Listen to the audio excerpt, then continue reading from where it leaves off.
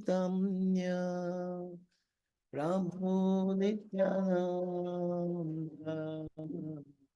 Shri Advaita Gadadhar श्रीवासादि Gaur भक्तवृंद।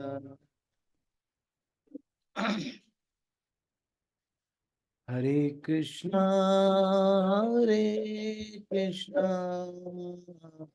Krishna Krishna Hare Hare Hare Ram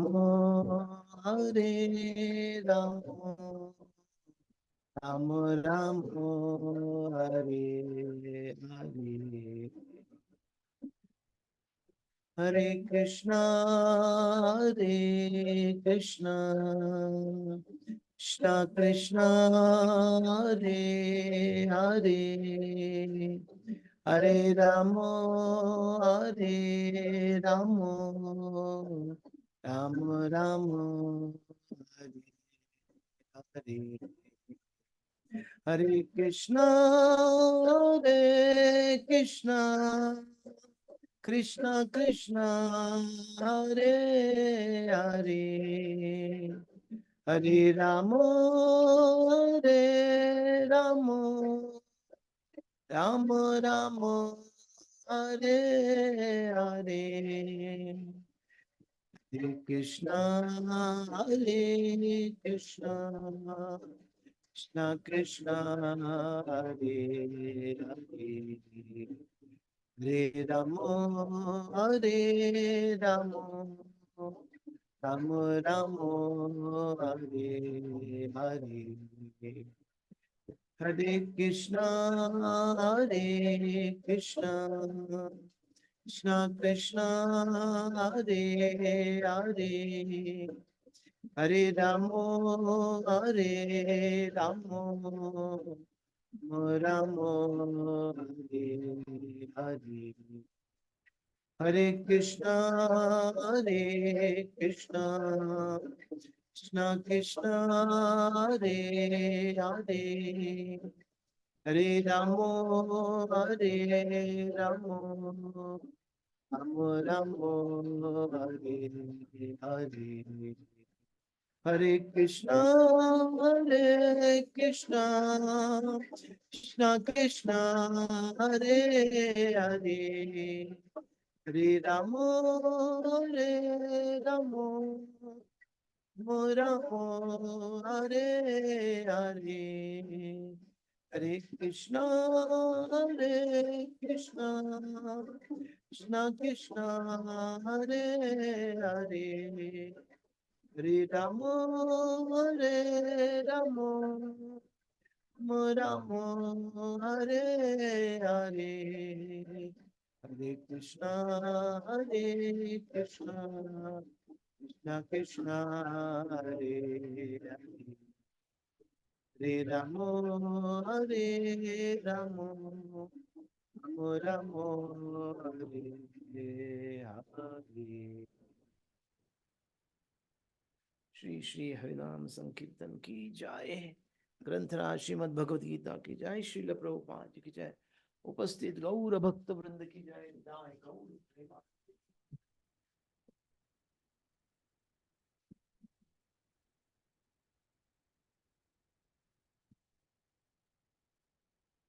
Okay.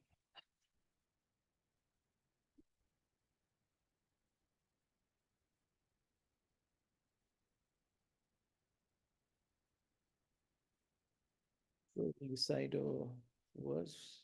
We are beginning the chapter number 14 of the Srimad Bhagavad Gita, which is entitled as the three modes of material nature, or it is also known as Gunatraya Vibhaga Yoga.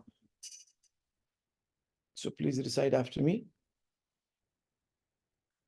Om Namo Bhagavate Vasudevaya. Om Namo Bhagavate Vasudevaya. Om Namo Bhagavate Vasudevaya. Om Namo Om Bhagavate Bhagavate Vasudevaya. Om Namo Bhagavate Vasudevaya.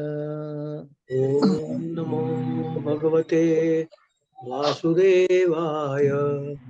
So we are reading from Shrimad Bhagavad Gita as it is, chapter number 14, which is entitled as Three Modes of Material Nature. Text number 1. So please recite after me.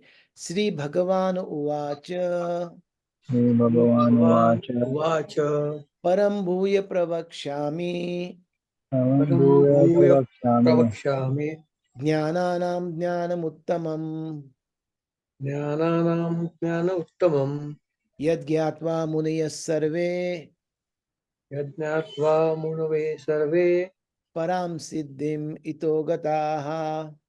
Param Siddhim Ito Gataha. Okay, thank you. I'll just recite once. Sri Bhagavan Uvacha Param Bhuya Pravakshami Dhyananam Dhyanamuttamam Yad Gyatva Munayas Sarve Param Siddhim Ito Gataha. The word to word meaning, translation, and purport by His Divine Grace, Abhay Charanarvind Bhakti Vedanta Swami Srila Prabhupada. Srila Prabhupada Ji ki jai. Translation. The Supreme Personality of Godhead said, Again, I shall declare to you this supreme wisdom, the best of all knowledge, knowing which all the sages have attained the supreme perfection. Purport. From the 7th chapter to the end of the 12th chapter, Sri Krishna in detail reveals the absolute truth, the Supreme Personality of Godhead. Now the Lord Himself is further enlightening Arjuna. If one understands the chapter through the process of philosophical speculation, he will come to an understanding of devotional service. In the 13th chapter, it was clearly explained that by humbly developing knowledge, one may possibly be freed from material entanglement. It has also been explained that it is due to association with the modes of nature that the living entity is entangled in this material world. Now, in this chapter, the Supreme Personality explains what those modes of nature are, how they act, how they bind, and how they give liberation. The knowledge explained in this chapter is proclaimed by the Supreme Lord to be the superior to the knowledge given so far in other chapters. By understanding this knowledge, various great sages attained perfection and transferred to the spiritual world. The Lord now explains the same knowledge in a better way. This knowledge is far, far superior to other processes of knowledge thus far explained. And knowing this, many attain perfection. Thus, it is expected that one who understands this 14th chapter will attain perfection. Om Ajnanatimirandasya Jnananjana Chakshurunmilitam Yena Tasmai Shri Gurave Namaha.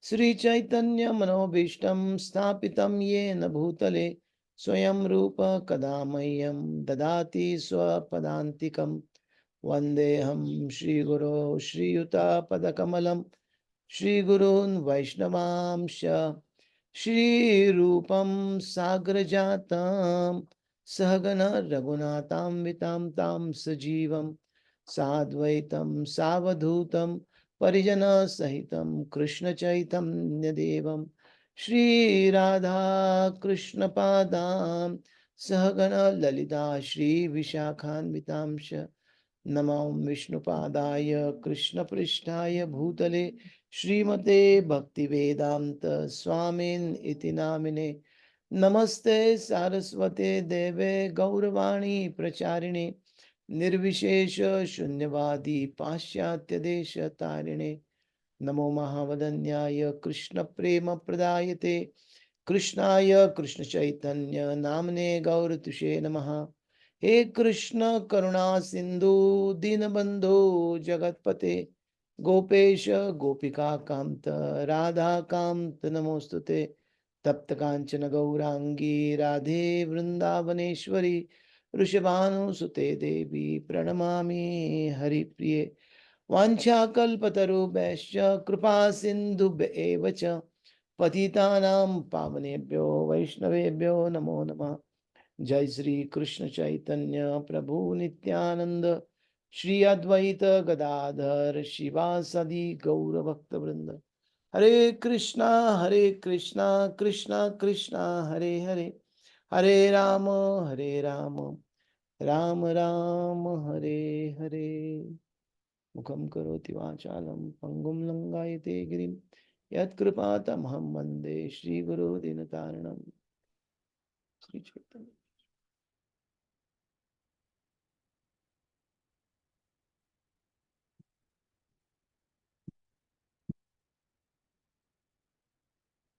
Hare Krishna. So, welcome back to our study and discussion of Srimad Bhagavad Gita, the last 6 chapters. So, last time we completed the chapter number 13.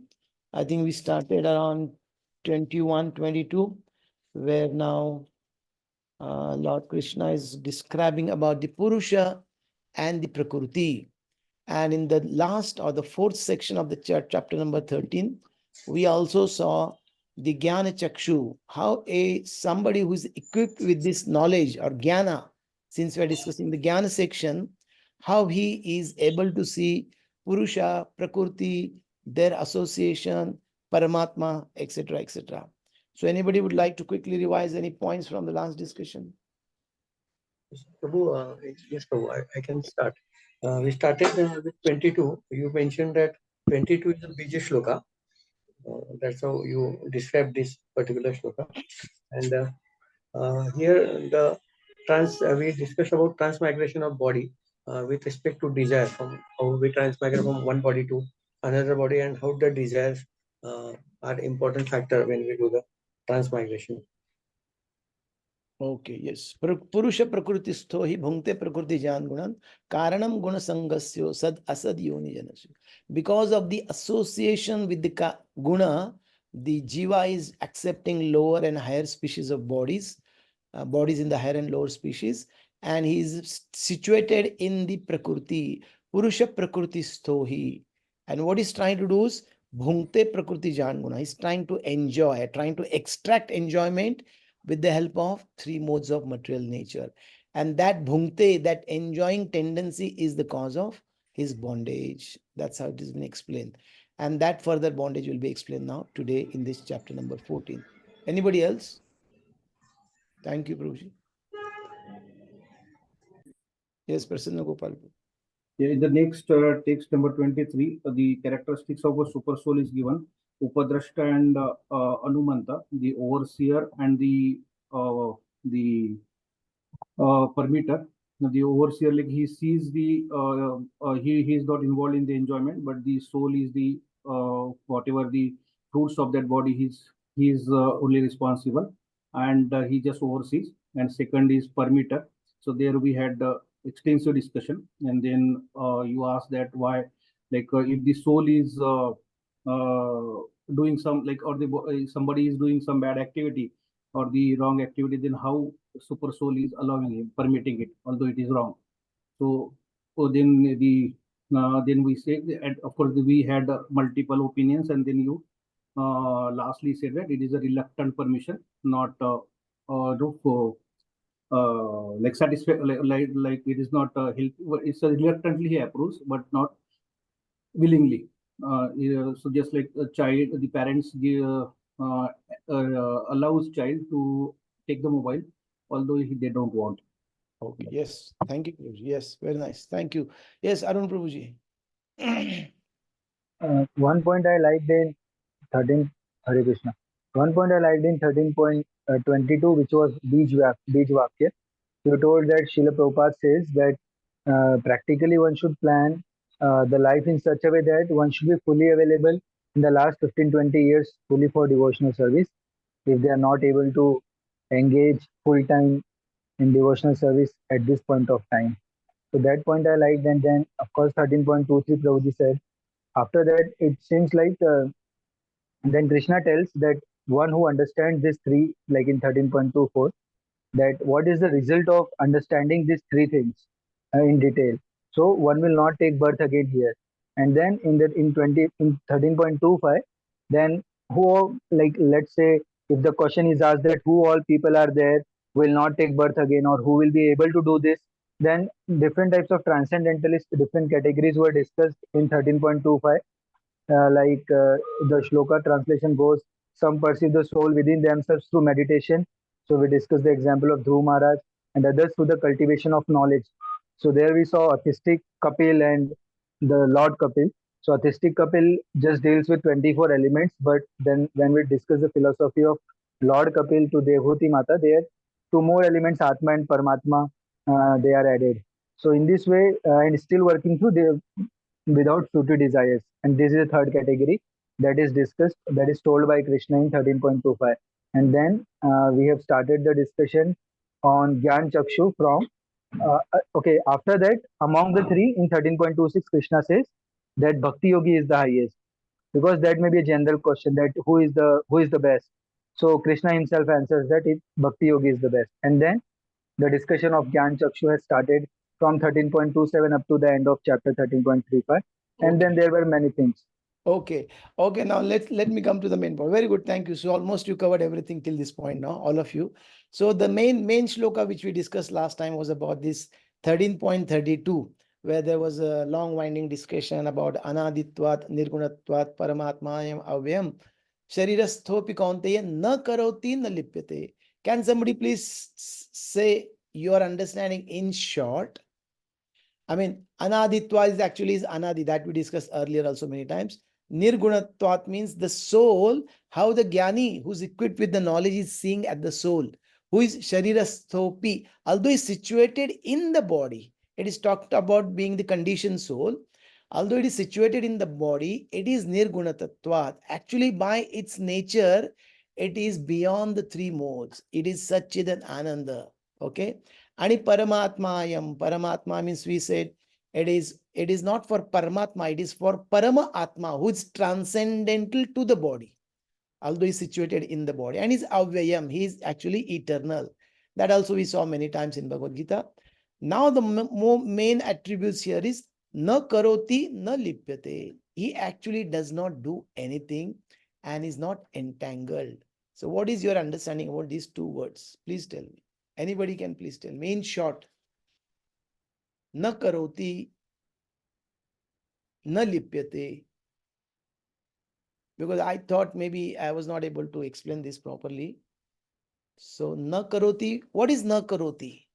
Soul does not do anything. So tomorrow the criminal says, oh, I did not commit the crime. I did not murder anything. It is three modes only, right? They murdered. So please hang them. Three modes. My dear judge, my lord. He may say like this. So if you are the judge there, what you will say there? Or okay, otherwise also you can just say whatever is your understanding about these two words. Na karoti na lipyate. Prasanna Gopal.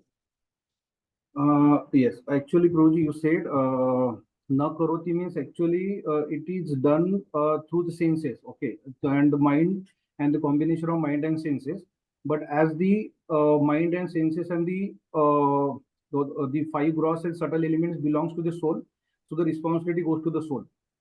And the as the soul is identifying all these subtle and gross senses misidentified, so the responsibility goes. That's why the responsible is soul only, although it is not it is spiritual entity, but still the responsibility lies on the soul.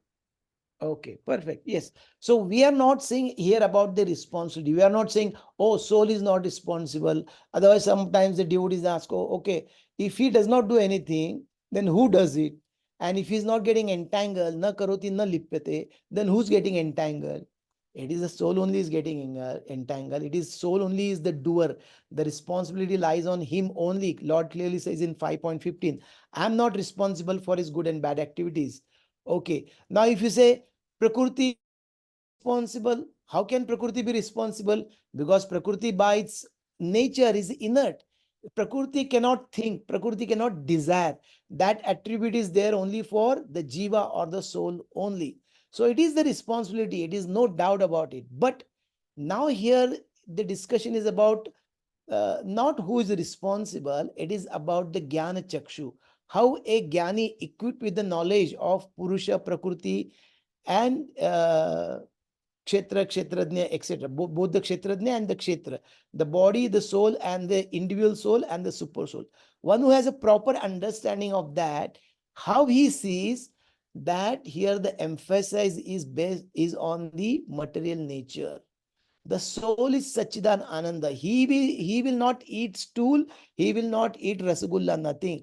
It is actually The soul which is identifying myself to be body. When I say I like rasgulla, I like paneer, means it is the soul which is transcendental to the body, but I am now identifying with this body. This is my body. I'm attached to this body, attached to this mind. So whatever the mind thinking, whatever happens to the body, I'm saying it is happening to me. I like this, I don't like this. That means soul identifying with the body says like that. But the Jnani doesn't see it like that. He said whatever, whether he's eating stool or paneer, it is actually it is not eating, it is being eaten by the material nature made up of, I mean, this gross and subtle body. They are enjoying or they're suffering or whatever it is like that. So therefore, not about the responsibility, but the vision. How the soul is Paramatma, it is Nirgunatvat, how it is Anadi, although situated in the body, he is not the doer. That is the point here.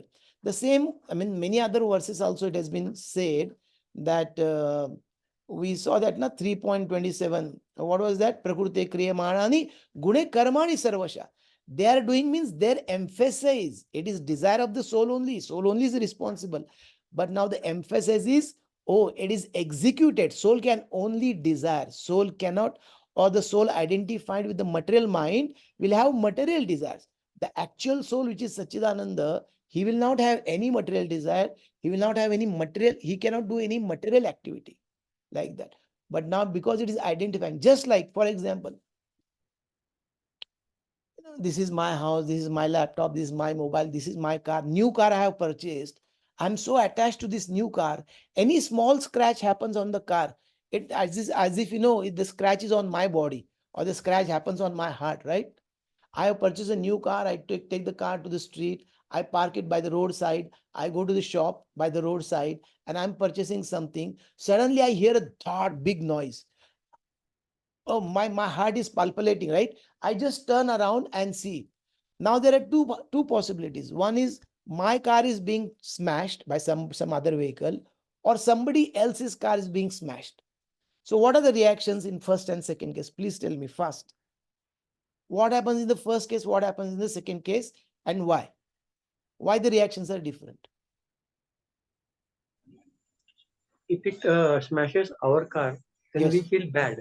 But if it's Yes. others' car, then we feel that, oh, I am saved. Yeah, it's, I mean, okay, चलता है, okay, ये दे दो, वो दे दो, छुट्टा ले लो, पैसे ले लो, Google Pay किधर है, scan किधर है. We are as if normal, nothing happens to us, right?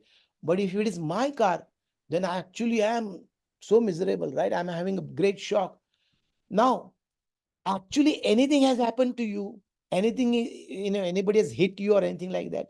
Nothing has happened to you. It has happened to something, to a car.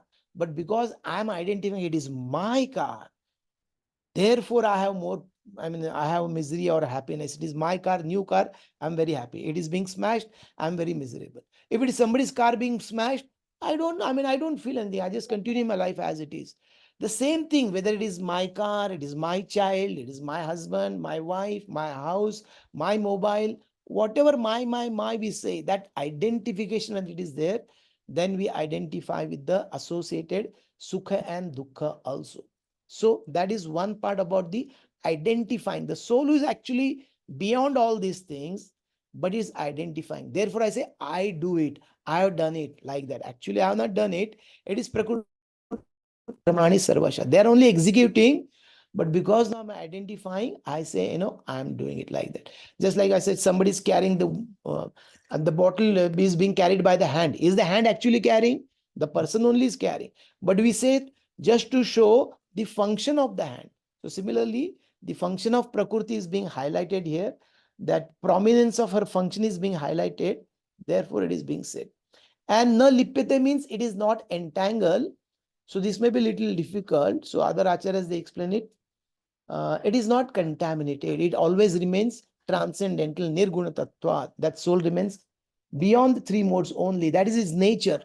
So if you see 5.10, Brahmanya Dhaya Karmani Sangam Tyaktva Karoti, Lipyatena Sapapena Padma Patram Ivambasa. There actually the Nishkam Karma Yogis characteristics are being explained. There it is said, Lipyatena Sapapena Padma Patram Ivambasa. Just like the lotus flower is there in the water, Ivambasa, but although it is touched by the water, it is not affected by the water, because the lotus flower or the petals they have this wax kind of substance coating on it. So whatever water is there, it just lies down. It doesn't lipete, it doesn't sticks to it like that. So lipete comes Bhagavad Gita. But anyway, so similarly here, na lipete means it does not affect the soul, whether you are eating stool or eating rasgulla or paneer or whatever. Soul always remains transcendental. But because I identify with my mind and body, I say I am very much enjoying. I don't like Karela. I am very miserable while eating Karela. I like paneer. I am actually delighted. Actually, soul is beyond paneer or whatever it is like that. So it is not affected, it is not contaminated, it is not entangled. It is said like that. This is to show the how the soul is beyond all these things. That was actually the point. I said, I thought I should just give it a second try. And that's how I try to explain. And this point has been explained many places in the Bhagavad Gita also, to show the doership or the execution part done by the Prakriti. Just like the similar verse to Prakrute Kriyamanani Gune Karmani Sarvasha. In 13.30 it says Prakrute Vech Karmani Kriyamanani Sarvasha. A similar verse is there like that. Or 13.20 says Vikaramsha Gunamsheva Vidhi Prakriti Sambhavan. It is, Prakriti is actually the doer. Like that, this is being highlighted, and that is the vision of a Jnani. It is not to say anything about responsibility or whether the soul is entangled or not entangled, etc. like that. Okay, fine. So that's about the that verse, the important verse. And to explain this concept only, Lord gives two analogies further. Whatever the two analogies to explain this concept, how soul is transcendental, is not entangling or is not actually doing it. So two analogies. One is about the sun enlivening the entire Brahmanda, and the second was the space, Akash. In this space, whether I keep my water bottle, my bead bag, my mobile or Gita or a cake or any food item, the space, it may be occupying that space, but space being settled, it doesn't gets contaminated. Or even the Srila Prabhupada gives an example of the sun. Sun is actually transcendental. Although there is a urine and stool on the ground, because of its lights, it evaporates and makes it sterilize that place. But sun doesn't get contaminated, affected like that. So similarly, the space is, similar to the soul, the space is not actually, space is actually transcendental. And secondly, this soul, although is in one place, is actually spreading the consciousness all over the body. Similarly, that sun is there in one place, but is illuminating the entire universe like that. These two analogies has been given.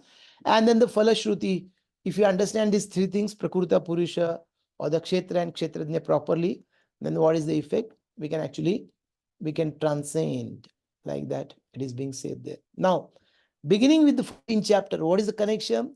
The same connection point, 13.22. Karanam Guna Sangasya Sadasad Yonisi Janmasu. Now, in this chapter number 14, that association of the individual soul with the three modes is being explained in more detail. And therefore, is chapter number 14 has three sections.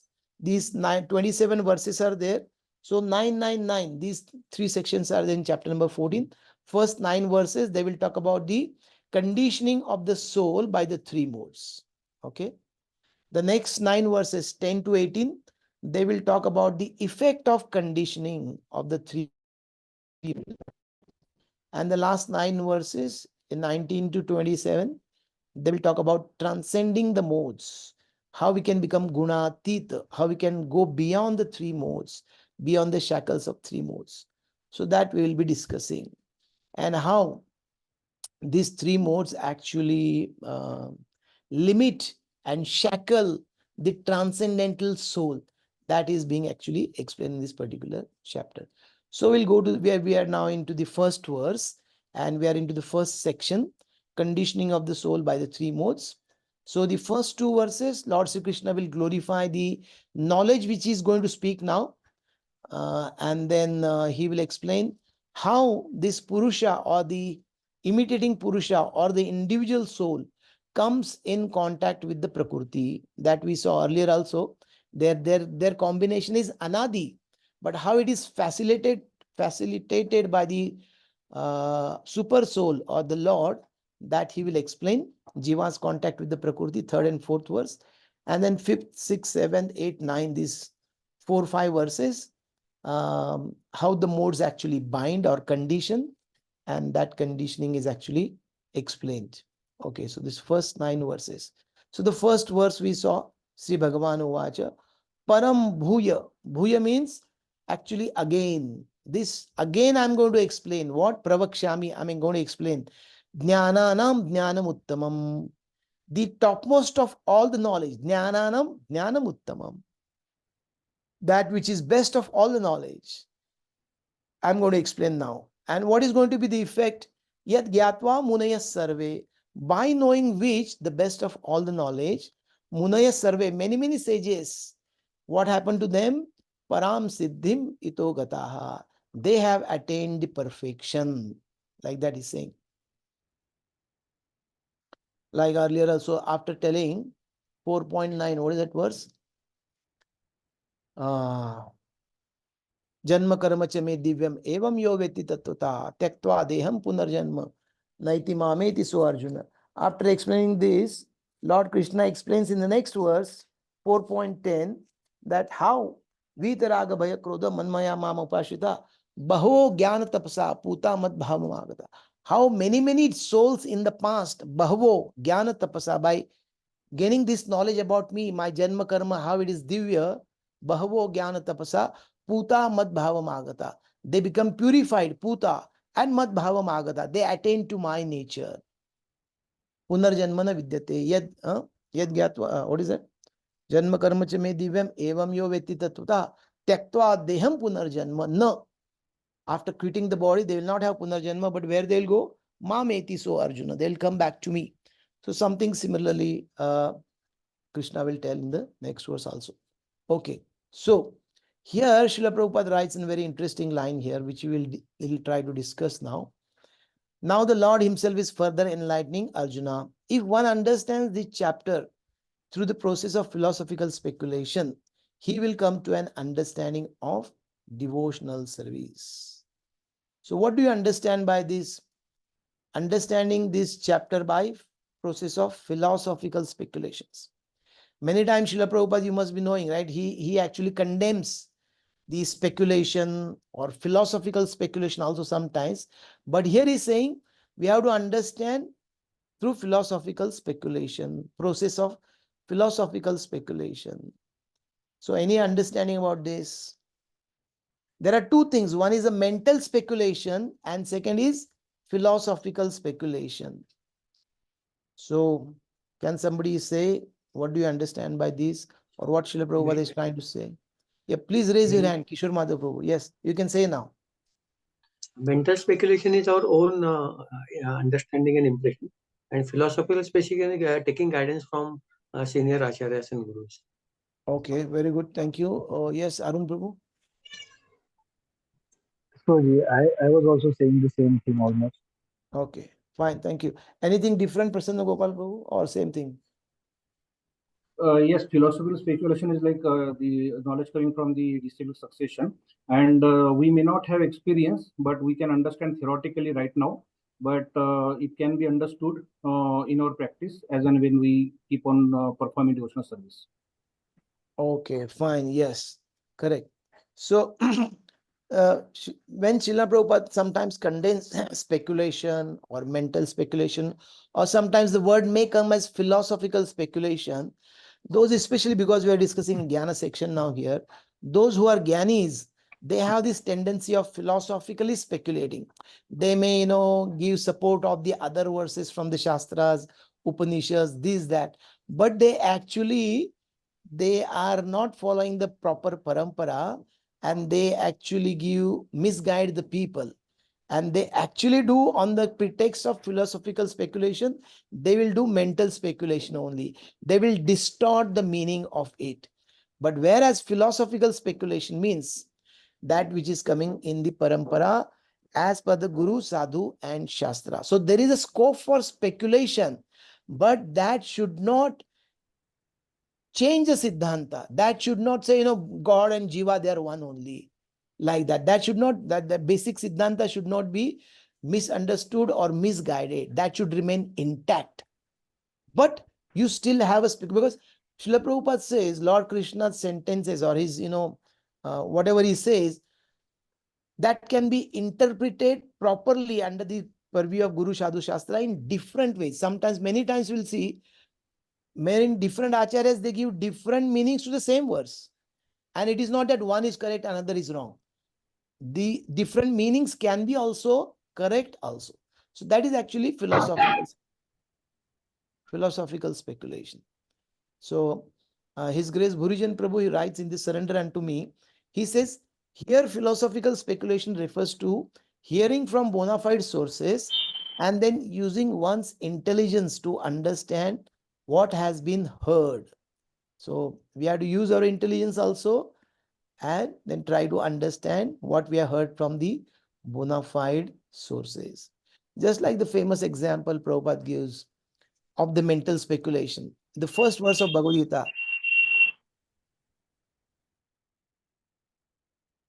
Dharma Kshetre Kurukshetre. One great politician in India, Srila Prabhupada says, he says what? Dharma Kshetra is this body, Kurukshetra is this body, and Pandavas, they are like good qualities, Kauravas, they are within us, whatever the bad qualities. So is this the correct interpretation? No, this is a mental speculation, right? This is not required because Kurukshetra is a historical place. If you go, towards the Ambala, there is a station, Kurukshetra, and then you go to the Gita Sar, that tree is still there, etc., etc. So in Haryana, that place is still there. So we don't have to speculate like that. Or another very famous example, Srila Prabhupada writes in the 9.34, Manmanabhav Mad Bhakto, in that verse. A very famous, another so-called Vedic scholar or the very high-level politician in India was the first vice president. So he says, when Krishna says Manmanabhav Mad Bhakta, etc., Madhyaji Mam Namaskuru, it is not that we have to surrender to Krishna, but we have to surrender to something within Krishna, which is unborn, beginningless, and eternal, etc., etc. So Prabhupada very heavily condemns this.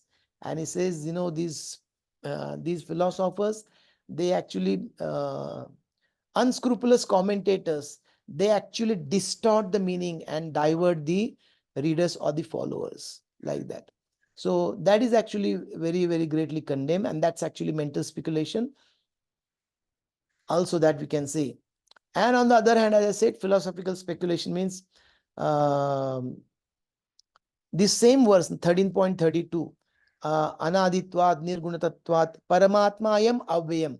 So Srila Vishwanath Chakravarti Thakur, if you see, he interprets this verse in the sense, this is referring to super soul and not to the individual soul. And he says, Paramatma, who's Avyayam, he's Anadi, he's beyond the three modes, he's Avyayam. And although he's situated in the body, Paramatma is also situated in the body, Sharirastopi Kantaya na karoti na lipyate. Paramatma is not doing anything, and Paramatma is actually not getting entangled. This way also gives. Whereas if you see Srila Prabhupada or Srila Baldev Vidyabhushan, they interpret Paramatma or these attributes to be for the individual soul. Similarly, if you remember in the 13th earlier verse we saw, what was that? Bahirantasya bhutanam acharam charamevacha. So achara charamevacha, these attributes Srila Prabhupada gives it to living entities who are moving and non-moving. And super soul is situated in all of the living entities who are either living, either moving or either non-moving. Correct? Whereas Srila Baldev Vidyabhushan says, these are the attributes of the super soul who is actually inside and outside of everything. And the super soul is moving and not moving also. So this way, he attributes those acharam charam evacha to the super soul, like that, not to the living entities. And Srila Vishwanath Chakravarti Thakur says, he alone is all moving and non-moving entities in terms of energy and energetic. He says, he alone, that Paramatma alone or super soul alone is all moving and non-moving beings. So sometimes we may say different way the acharyas, they tell us, but as long as it is maintaining the original Siddhanta, it is not disturbing that, then that is also all right. Of course, that we cannot do that. That only the great acharyas, they can do that. Therefore, you will find so many times different viewpoints are being mentioned by Srila Prabhupada by quoting so many acharyas, and that is not contradictory. It should actually enhance our devotion. Sometimes many devotees like Amrendra Prabhu, etc., they give classes. Last time he gave classes for Pune devotees on the 10th canto. He was quoting from so many acharyas, commentaries of Srila Vishwanath Chakravarti Thakur, Sridhar Swami, Sanatana Goswami, Vallabhacharya, etc., etc. So it is not to, it actually enhances our devotion. The same Sanskrit words are there, but how devotionally they actually interpret without disturbing the main Siddhanta. So that is actually philosophical speculation which Srila Prabhupada is referring here. Otherwise, Srila Prabhupada says, this Darwin Siddhanta, Darwin's theory of evolution, maybe, perhaps, probably, this is not a scientific language, right? When you say maybe, perhaps, ifs, buts, probably. So this is a mental speculation. That's how Darwin, went around the world, made some sketches, observation, and he sat down and speculated very nicely, mental speculation. And now that has become a mainstream now. Okay, there are different reasons for that, but that's actually mental speculation. So there's another person, in the Orissa, is a very famous author. He gives a talk shows also, and he's written a book called as My Gita. Now, as if Bhagavad Gita is not sufficient, whatever Lord Sri Krishna is telling, this fellow is now giving My Gita, in his own interpretation. And this fellow may say, this is all mythology, Mahabharata is mythology, Ramayana is mythology, etc., etc. So this way that the devotion is not actually enhanced by mental speculation, but by philosophical speculation, yes. And lastly, there is one famous example of one, in the Ramanujacharya's life, there's one impersonalist guru, his name was Yadav Prakash. Yadav Prakash, when there is a description in the Upanishads about the eyes of the Lord, how the lotus eyes of the Lords are compared to. So there, that word kapi comes, and there Yadav Prakash interprets the eyes of the Lords to be as the backside of the monkey. He compares that analogy, backside of the monkey. And this is actually, immediately is refuted by Ramanujacharya. And our Vaishnava Acharya says, Kapi actually refers to, Kapi means monkey also, Kapi Dhoja in the first chapter we see. But Kapi also refers to the lotus. Just like the lotus blooms when there is a sunlight, right? So similarly, the eyes of the Lord, they are like the fully bloomed lotus. Namo Pankajanaabhaya, Namo Pankajamaline, Namo Pankajanetraya, like that. So this way, our Vaishnava Acharyas, without distorting the meaning or the Siddhanta, they will tell us what is actually the meaning of that. So there's a nice quotation. Earlier we didn't get time to read quotation. I think it's very difficult to go back and read. So I thought now we should just read whatever is relevant here. So somebody from this, some Arun Prabhu, can you please read from the screen? Yes, Prabhuji. Bhagavad Gita 14.1 Mental and Philosophical Speculation. As for the difference between mental speculation and philosophical speculation, we take it that everything is known by the philosophical action of the mind. So that philosophical speculation is the same as mental speculation if it is merely the random or haphazard activity of the brain to understand everything and making theories if and maybe. But if philosophical speculation is directed by Shastra and Guru, and if the goal of such philosophical attempts is to achieve Vishnu, then that philosophical speculation is not mental speculation. It is just like this. Krishna says in Bhagavad Gita that I am the taste of water. Philosophical speculation is the accepted sense, that means to try to understand under the direction of Shastra and Guru.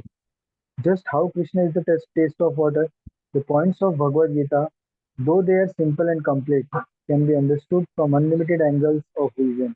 So our philosophy is not dry, like mental speculation. The proper function of the brain or psychological activity is to understand everything through Krishna's perspective or point of view. And so there is no limit to that understanding because Krishna is unlimited. And even though it can be said that the devotee who knows Krishna, he knows everything, still the philosophical process never stops. and the devotee continues to increase his knowledge even though he knows everything. Try to understand this point. It is a very good question. Therefore, Srila Prabhupada once contemplating to write a second commentary on Bhagavad Gita. Although he's already written one, he was contemplating from another viewpoint, another way to write the commentary on Bhagavad Gita. Okay, fine. And there is a nice understanding about what is realization. So I want somebody to read from the screen which is relevant to our discussion here. So I'm just sharing my screen. This is first canto, beginning of the fourth chapter, 141. And here, when the Sutta Goswami says, I'm going to describe whatever I've heard and realized from Srila Sukadeva Goswami, yeah, he says that. So there, yeah, here we can read this.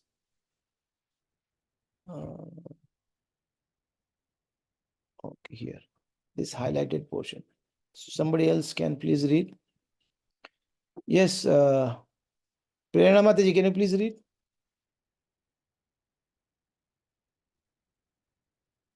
I'm sorry, Prabhu, I was a little inattentive. From where to read? Ishana Rishi had all this. Oh, we are not able to hear you properly. Now it's clear, Prabhuji? Yeah, little louder, yes.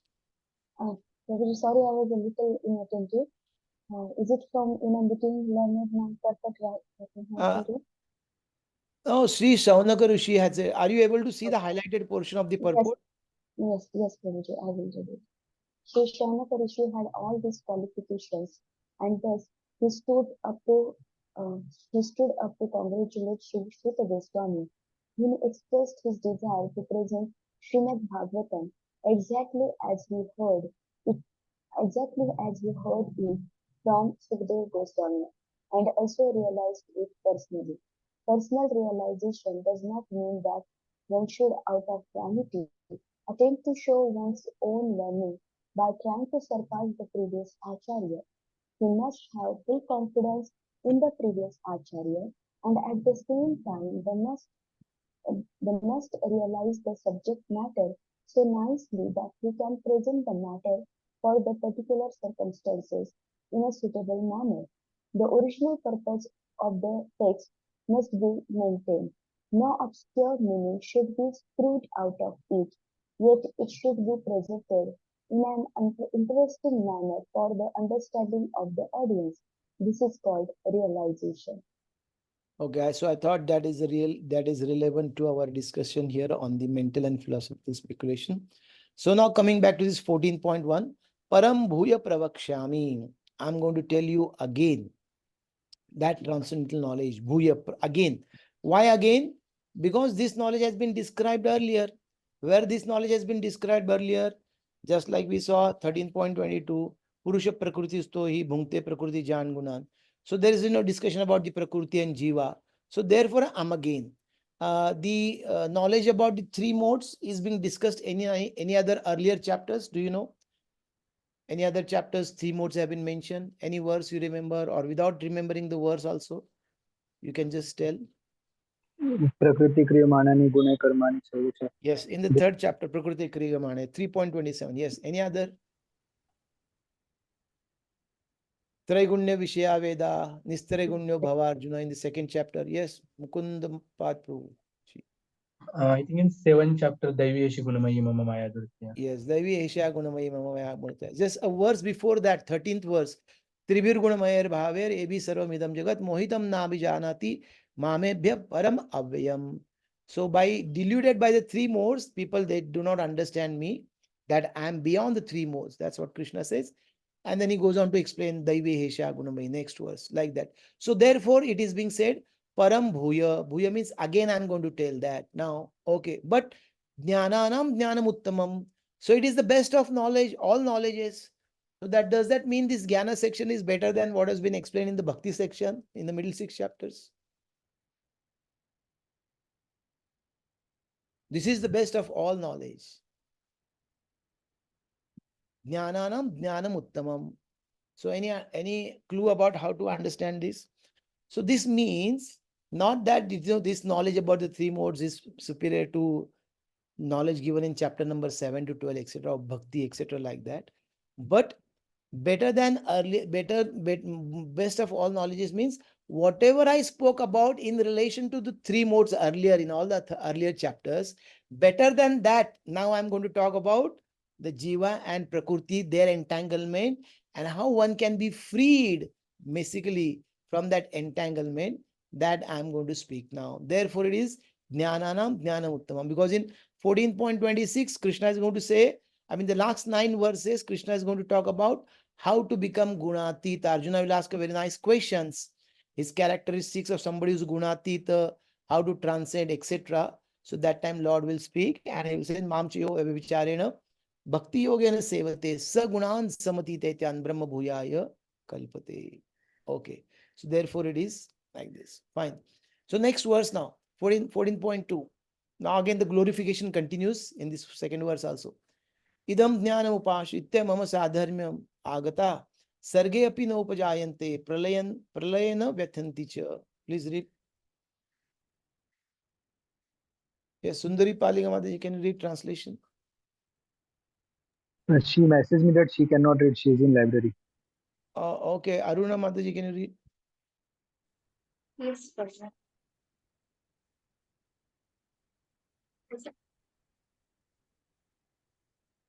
By becoming fixed in this knowledge, one can attain to the transcendental nature like my own. Thus established, one is not born at the time of creation or disturbed at the time of dissolution. Okay, fine. Thank you. So here is saying, idam jnanam upashritya. By taking shelter, upashritya, by taking shelter of this particular knowledge, idam jnanam, mama sadharmyam agata, you will attain to transcendental nature like me. And our acharyas, they say, you will attain a form like me. Srila Baldev Vidyabhushan says, you will attain qualities like me. So Srila Prabhupada is going to highlight in the purport about this mama sadharmyam agata, means we are not going to merge into the God like that. We are not going to become God. Our individuality will still be maintained. So he will highlight that particular portion. And what else will be the result when you become of my nature, when you come to me? Sarge api no pajayante. When there will be next creation, you will not be disturbed. Or pralayana vyathanticha. Next time when there will be pralaya, when there will be destruction, creation, maintenance, and destruction, you will not be affected because you will already have transcended this. Like that he says. Okay. So please read the paragraph number 1 about the Mama Sadharmyam Agata. Aruna Mataji.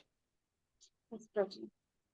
After acquiring perfect transcendental knowledge, one acquires qualitative equality with the Supreme Personality of Godhead, becoming free from the repetition of birth and death. One does not, however, lose his identity as an individual soul. It is understood from Vedic literature that the liberated souls who have reached the transcendental planets of the spiritual sky always look to the lotus feet of the Supreme Lord, being engaged in his transcendental Loving service. engaged, yes, being engaged in his transcendental loving service. So even after liberation, the devotees do not lose their individual identities. Because this is Jnana section, our acharyas, our Srila Prabhupada, they will again and again hammer this point. One may wonder, oh, why this so many times these things are coming.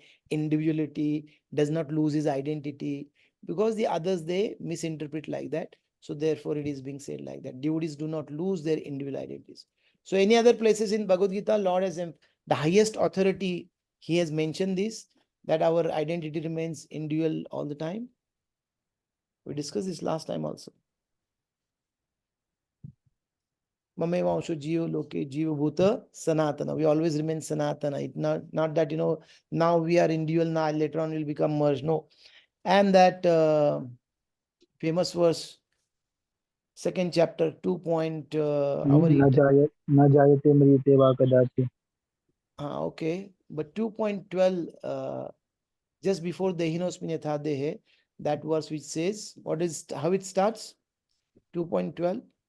न तो वे हम न स्वयं त्वैवाहम जातुनासं. जातुनासम न त्वाम नेमे जनाधिप न चैव न भविष्यामः सर्वे वयम अतः परम. Neither these kings, these kings, you and me, there is no time we did not exist in the past, nor in the future will cease to exist. Means we will retain our individuality even in the future also. There is no question of merging like that. And Srila Prabhupada is loosely translating, paraphrasing this, a spiritual sky always look to the lotus feet of the Supreme Lord. This is a famous verse from the Rig Veda which we recite. Tad Vishnu Paramam Padam Sada Pashyanti Suryo. So Surya means those devotees or the demigods, they are always looking up to the Paramam Padam. They are actually always looking to the lotus feet of the Lord, Vishnu, or they are always desiring to see the supreme form of Lord Sri Vishnu or Lord Sri Krishna, like that. And idam jnanam upashritya, taking shelter of this knowledge means, Srila Baldev Vidyabhushan explains, attaining this knowledge which I'll describe through service to Guru. How can we take shelter of the knowledge? When we serve the spiritual master, he is pleased, Divya Gyan Hriday Prakashito, that knowledge will be transferred.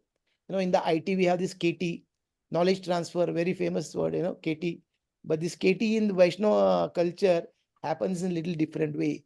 By pleasing Guru, by serving Guru, by following his instructions, we are able to get this knowledge.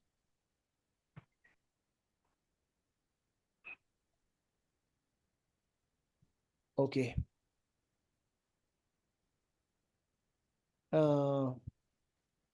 Because what is the purpose or mood behind, acquiring this knowledge? This is not just theoretical knowledge. We have no other means, when we are taking shelter of the Guru, we are following the process of devotional service, means we are taking up the shelter of Krishna, we are taking shelter of the knowledge given by him through the parampara, like that. But for the Gyanis, especially, for them, the knowledge is the goal. For us, knowledge is not the goal. Devotional service is the goal. But for Gyanis, they may, for their goal is not bhakti, their goal is not to serve or engage in the devotional service. Although they may have to take the help of devotional service, without which they cannot be even successful there in their own path. But their ultimate goal is either to merge or to transcend the miseries, etc. But not, their goal is not to serve Krishna. And then what is this transcendental knowledge, and which is being explained now, and what is its result of gaining that knowledge? That's explained in the second paragraph. Please read that also. Yes, sir. Generally, in the material world, whatever knowledge we get is contaminated by the three modes of material nature. Knowledge which is not contaminated by the three modes of nature is called transcendental knowledge. As soon as one is situated in that transcendental knowledge, he is on the same platform as the Supreme Person. Those who have no knowledge of the spiritual sky hold that after being freed from the material activities of the material form, his spiritual identity becomes formless, without any variegatedness. However, such as there is material variegatedness in this world, in the spiritual world, there is also variegatedness. Those in ignorance of this think that spiritual existence is opposed to material variety. But actually, in the spiritual sky, one attains a spiritual form. There are spiritual activities, and the spiritual situation is called devotional life. That atmosphere is said to be uncontaminated, and there one is equal in quality with the Supreme Lord. To obtain such knowledge, one must develop all the spiritual qualities. One who thus develops the spiritual qualities is not affected either by the creation or by the destruction of the material world. Yes, because one has already transcended and achieved to the spiritual world. Okay, fine. So any questions or comments on what we just studied? 2 verses. We'll come back and study after the break, the remaining verses. Yes, Arun Prabhu. Really, this first line of the second paragraph, like if I have to explain this to a new person, like even I am not able to explain to myself, whatever knowledge we get is contaminated by the three modes of material nature. If you have to explain, okay, theoretically understood, but if you have to explain, then how can we explain it? Okay, you can say, I mean, just like we are talking about philosophical and mental speculation, whatever knowledge we are creating out of our superior brain, whether it is scientific knowledge, whatever authors are writing based on their own understanding, etc., etc. As long as any knowledge that is not given by Lord Sri Krishna or which is not coming in parampara, that cannot be called as transcendent. Guru, Sadhu, and Shastra. Beyond anything that which is coming, that can be called as material knowledge. Whatever we are learning in our academics, education, school education, college education, etc., that can be called as material knowledge, right? So that is yes, you're saying something. Like for our understanding, like because we have faith and we are studying it, so that is understood that whatever the scientists are speaking, so that is like mental speculation, and no, whatever Krishna is saying, it can only be like out of Okay, so or what is the free question? from. Yes, yes. My question is, if you have to explain to new person this statement that whatever knowledge we get is contaminated by three modes of matter. So any practical thing so that the person can understand easily. Like if I have to explain to my friend who has done engineering and is doing job in Accenture. So what example can I give? Or can I say that because in Accenture I've seen they do projects and they sort out some So some you kind can of give device example, na? Like we say in device, what are the three ways of gaining knowledge? Any knowledge? How can Anuman you? Praman. Yeah, Yeah, Anuman. yeah. 3 ways. Yes, please. And Shabda Praman, Understood. like that you can say. Ah, Although Shabda Praman may be material, but that is still, I mean, it's not that all the material knowledge is wrong. That also we can say when the mother is saying, this is your father, although it may be material knowledge, it is not completely wrong, right? But generally when we say, again, it is contaminated by three modes means, if you have to explain further how it is contaminated means person is contaminated by three modes in the sense, now in this life I'm father and mother. In which life, who was the father, who was the mother? So who is actually real father and who's real mother? That if you want to extend that further in terms of contaminated by three modes, that way also you can explain about the who is the father, that concept about the Shabda Praman. okay, Prabhuji. Okay. Any other comment or question? Otherwise, we'll take a break now and we'll come back in 5 to 6 minutes. Hare Krishna. Hare Ram, Hare Ram, Ram Ram, Hare Hare.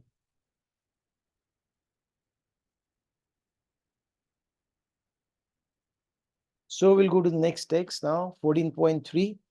Now, after glorifying the knowledge which is going to speak now, in the next two verses, now the Lord Sri Krishna will describe how that combination of Prakriti and Jiva, which is Anadi, is made possible by him only. That he will explain. Lord is the cause of combination of Prakriti and Jiva. So because those gyanis who are actually studying the atheistic Sankhya, they do not consider the Lord, they do not get the Lord into the picture. They say Jiva is born from Prakriti only. Bas, that's it. And Srila Prabhupada will explain I think in the purport he will write about this Tandul Vrishchika Nyaya, how this scorpion is coming out of the rice. It looks like. So rice is compared to the Prakriti and the Scorpio is coming to compared to Jiva. So how that is not correct. So therefore, the Lord is the one who is making this combination. So he will explain this in the next 14.3 and 14.4. Mama yonir mahad brahma tasmin garbham dadami aham sambhava sarva bhutanam tato bhavati bharata. Please read Mukund Pad Prabhuji. Translation.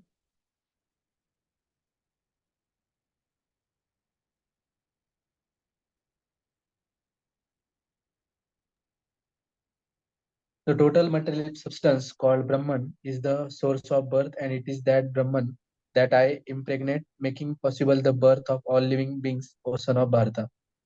Okay, thank you. So Mama Yonir Mahat Brahma. Mama Yoni here means the source of birth, from where the birth takes place. So this Prakriti or the material nature is also known as Mahat Brahma, or sometimes we call it as Pradhana, right? So Tasmin Garbha is actually is the Damiham. So Sambhava Sarva Bhutanam, all the Bhutas, they are impregnated in the Garbha, the Damiham. I give them that particular seed. That's what Lord is explaining here. So Srila Baldev Vidyabhushan says, the great expanse of Prakriti is my womb. And in that womb, I place the seed of all the Jivas. The birth of all living being comes from that, O descendant of Bharata. So how this Jiva and Prakriti, they are coming together by the agency of the Lord. That has been actually explained. Prakriti is not the cause of Jiva. Lord Sri Krishna is the cause of Jiva, and he is cause of the Prakriti also, and he is the cause of their combination also. So just like there is a father and the mother and the child, Lord is compared to the father, this material nature Prakriti is compared to the mother, and the child is this Jiva or imitating Purusha, like that. Because many times in device also we discuss this now, how who created this world, why it is, what is the purpose, etc., etc., whether it is big bang or it is big brain, like that, behind the explanation of this world, whatever is in existence. So Srila Prabhupada writes in the purport, explanation of this world, this is an explanation of the world. Everything that takes place is due to the combination of kshetra and kshetrajna, the body and the spirit. The combination of material nature and the living entity is made possible by the Supreme God Himself.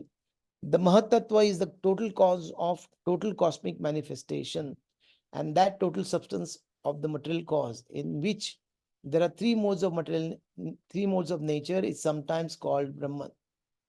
The Supreme Personality impregnates that total substance, and thus innumerable universes become possible. So this Mahat Brahma is, we earlier saw 13.67 also. It is made up of these 24 elements, and this is called as material nature or total material substance. Earlier it is in the unmanifested form. When the Lord glances on it and impregnates with the jiva, kala, karma, etc., then it becomes agitated and is known as the Mahat Tattva. So Prabhupada is giving the reference. Why? What is Mahat Brahma? The total material substance, the Mahat Tattva, is described as Brahman in the Vedic literature. Tasmad etad Brahma nama rupam annam cha jayate.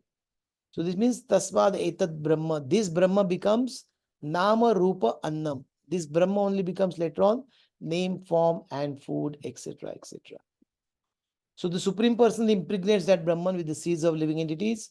The 24 elements beginning from earth, water, fire, air, ether are all material energy, and they constitute what is called as Mahat Brahma or the great Brahman, the material nature. As explained in the 7th chapter, beyond this, there is another superior nature. So again, this is paraphrasing 7.5. Paratasmat, what is that? Apareyam itastwanyat prakriti viddhime param. Apart from this bhumi, rapo, analo, vayu, kham, etc., there is superior nature. This is inferior nature. So there is another superior nature, the living entity. Into the material nature, the superior nature is mixed by the will of the Supreme Personality of Godhead, and thereafter all living entities are born of this material nature. And in this Tandula Vrishchikinai, that rice is producing scorpions. Is it the true? No. The scorpion lays its eggs in the piles of rice, and sometimes it is said that the scorpion is born out of rice, but the rice is not the cause of scorpion. Actually, the eggs were laid by mother. Similarly, material nature is not the cause of birth of the living entities. The seed is given by the Supreme Personality of Godhead, and they only seem to come out as a product of the material nature. Thus, every living entity, according to its past activities, has a different body created by this material nature, so that the entity can enjoy or suffer according to its past deeds. The Lord is the cause of all manifestations of the living entities in this material world. Srila Prabhupada gives another example of the bed bugs. Bed bugs, khatmal, right?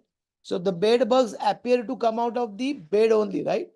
But are they coming out of the bed per se? No, they are actually being, when their mother, father, they have come together and they have laid the eggs or whatever.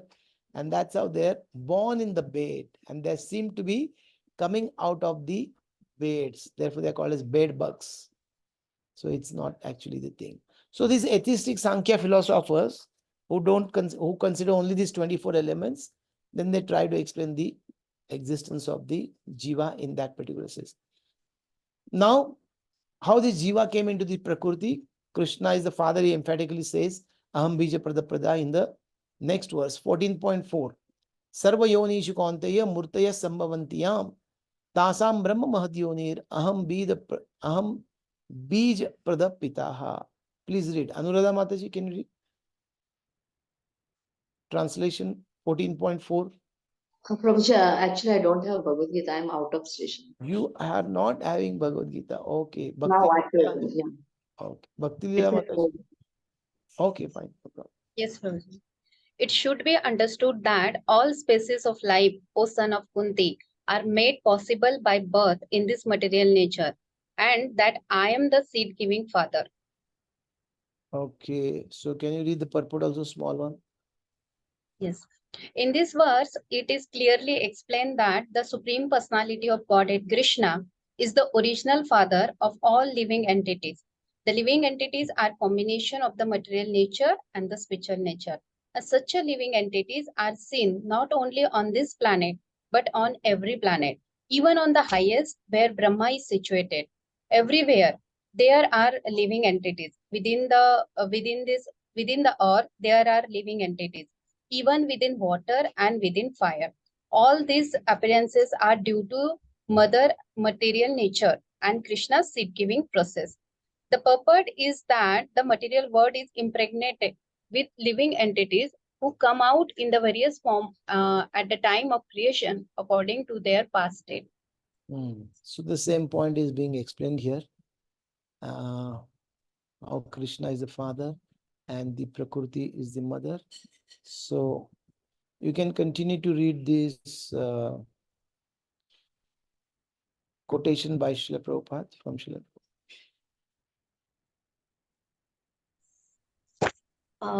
BG 14.4 Father gives seeds for mother to give birth. The material nature is compared to the mother. Although every living being is seen to come out of the mother's body, it is still a fact that the mother is not the ultimate cause of such a birth. The father is the ultimate cause of the birth. Without the father's seed, no mother can give birth to a child. Therefore, the living beings in different varieties of forms and positions within the innumerable universes are all born of the seeds of the Almighty God, Almighty Fathers, the Supreme Personality of Godhead, and not only to the man with a poor fond of knowledge, to the appear to be born of the material nature. Being under the material energy of the Supreme Lord, all living entities, beginning from Brahma down to the insignificant ant, are manifested in different bodies according to their past state. So the father is always affectionate to the sons, and the sons may forget the father, but the father cannot forget. So Krishna comes here out of his love for us to deliver us, to give us the right path. Sarva dharmam parityajya, Bhagavad Gita 18.66. My dear sons, why are you rotting in this miserable world?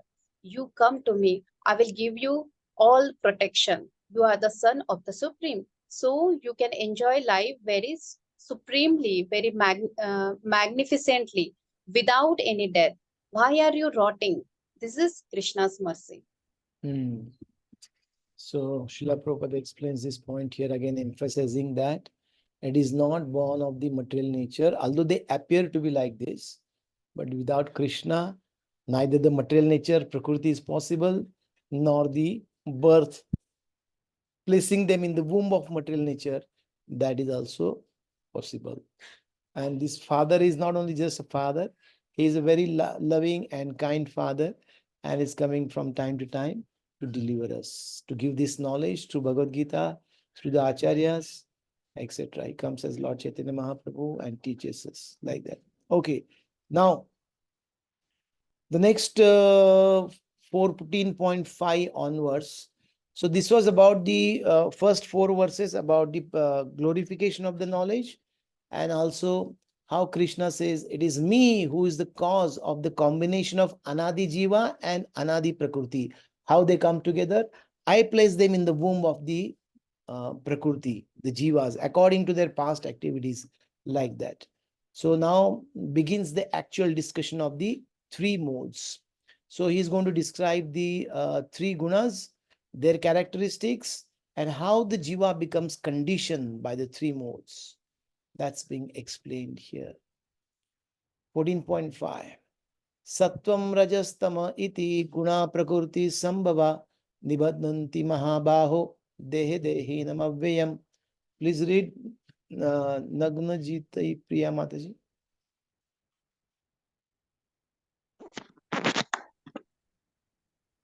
Material nature consists of three modes: goodness, passion, and ignorance. When the eternal living entity comes in contact with nature, O mighty armed Arjuna, he becomes conditioned by these modes. Purport: the living entity, because he is transcendental, has nothing to do with this material nature. Still, because he has become conditioned by the material world, he is acting under the spell of the three modes of material nature. Because living entities have different kinds of bodies in terms of the different aspects of nature, they are induced to act according to that nature. This is the cause of the varieties of happiness and distress. Okay, thank you. Sattvam, Rajas, Tama iti. These three, Sattva, Rajas, Tamas, goodness, passion, ignorance. Guna iti, this Prakriti Sambhava, they are actually the qualities they are coming from, produced of or coming from Prakriti or the material nature. Material nature refers to these three gunas. What do they do? Nibadnanti Mahabaho. You may be a Mahabaho, you may be a great warrior also, but you will be surely bound by it. Dehe dehinam avvayam. In the deha, the dehi, who's avvayam, who's actually imperishable, that soul, although is transcendental avvayam, still it gets bound in the body which is made up of three modes. So according to different combination of three modes, we get different bodies. We saw that earlier in 13th chapter also. Sometimes dog's body, hog's body, demigod's body, etc., etc., like that. So a question may be asked, why should we study about the three modes? What is the need to study about three modes? If somebody says, how will you answer? What is the need to study about the three modes?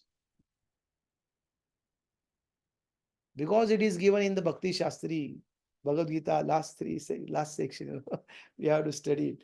Apart from this reason, any other reason is there? Oh, many hands are coming. Good. So yes, Aruna Mataji, you can say first. Hare Krishna. Prabhuji, because we being living entities or the superior energy of the Lord have come to this material world, and is, as it is mentioned in this verse also, that we are conditioned by the material world, and that is why we are acting under its spell. So in order to get out of it, we need to understand that how we have been bound by these three modes. Then only we'll be able to liberate ourselves. Okay, fine. Thank you. Prerna Mataji.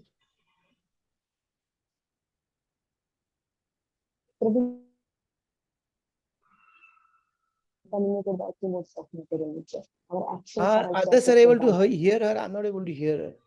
Okay. Now it's clear, No. Prabhuji? Am I audible, Prabhuji? Yes, it is better now. Yes. Where our intelligence is always contaminated by three modes of material nature, and also our actions are also affected. We have to rise above it to sharpen our intelligence, because to sharpen our intelligence it is very necessary what we don't have to do and how we are being acted upon. When we will come out of that, then we will be able to execute what actually we want. That is Okay, fine. Thank you. Anything other than what has been said, Prasanna Gopal Prabhu?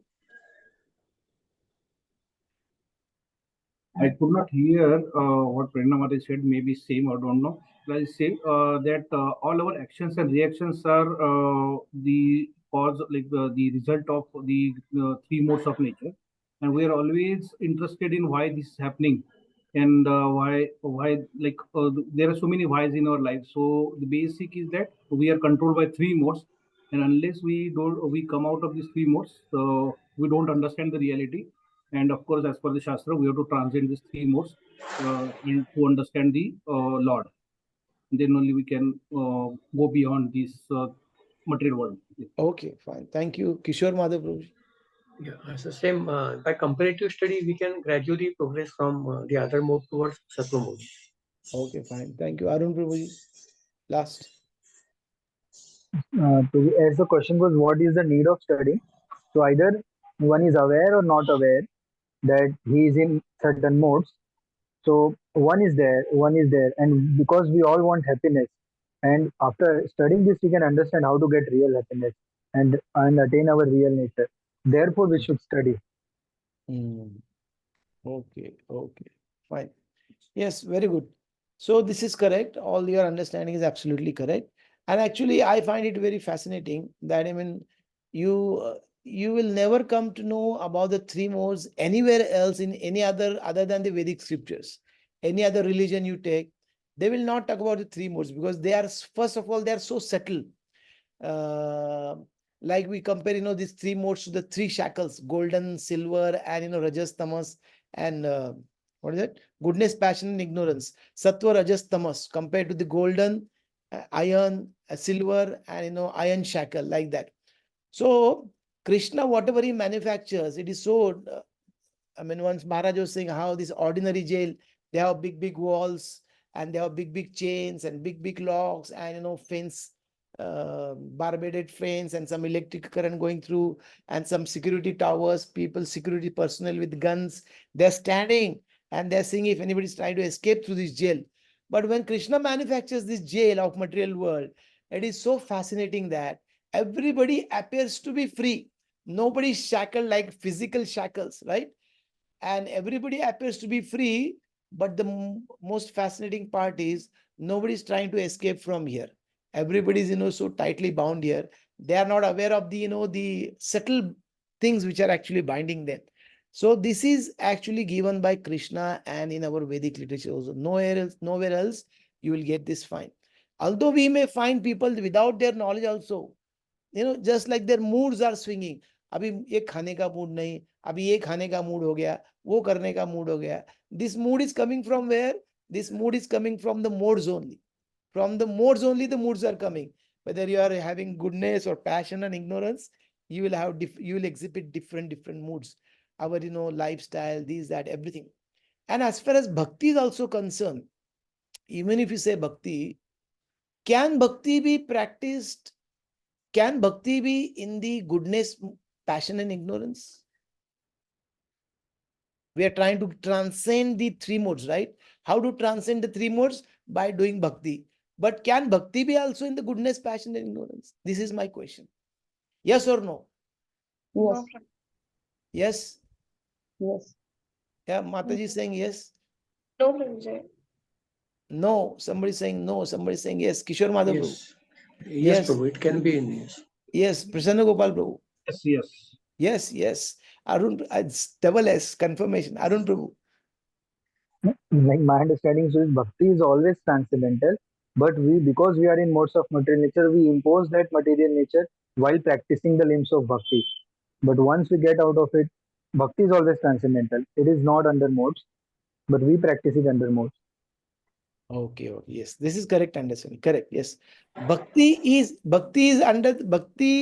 is transcendental. Bhakti is not, we're talking about Shuddha Bhakti. When we say Shuddha Bhakti, it is actually beyond the three modes. But when we say, when I practice bhakti, or I'm performing devotional service, that can come under the category of goodness, passion, and ignorance. If you study third canto of Srimad Bhagavatam, Lord Kapil Dev is explaining to his mother Devahuti, bhakti being in the goodness, passion, and ignorance. That means the practitioner is in the goodness, passion, and ignorance. Just like earlier, Arun Prabhu asked this question, the knowledge contaminated. How the knowledge contaminated? By three modes. When the person is giving that knowledge, that person is contaminated, then obviously knowledge is also contaminated. So similarly, if I'm contaminated by three modes, that effect is still there. So that means then whatever I perform bhakti, then that can be also in goodness, passion, ignorance. Or there is sometimes, although we may call it as a transcendental competition, but that transcendental competition, whether it is book distribution or this and that can take an ugly turn also, right? Sometimes we see among the devotees, and somebody is envious of some other devotees. So everything is possible because we are conditioned by them.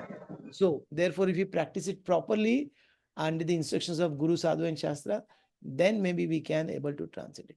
Yes. So therefore, for devotees also, it is very important to study these three modes, so that we also understand where I am, how I'm being affected, and how we can come out of it by practicing pure devotional service, which you will study very nicely in the NOD. What is the definition of pure devotional service? Anyabhilashita shunyam jnana karmadi anavritam anukullenu krishnanu shilanam bhakti uttama. What is uttama bhakti? That should be our goal. Not only bhakti is our goal, uttama bhakti should be our goal. Not only becoming good, just general devotee, becoming a pure devotee. Although it may be far, far off, it may be very lofty goal, but that is what Srila Prabhupada has given us, and that is what we have to actually aim at. Otherwise, it will just become a social function, performing, coming, taking prasad, dancing, kirtan, little bit. Yes, will progress, no doubt. So therefore, in the NOI preface, Srila Prabhupada writes, everyone within this material world is engrossed in the modes of passion and ignorance.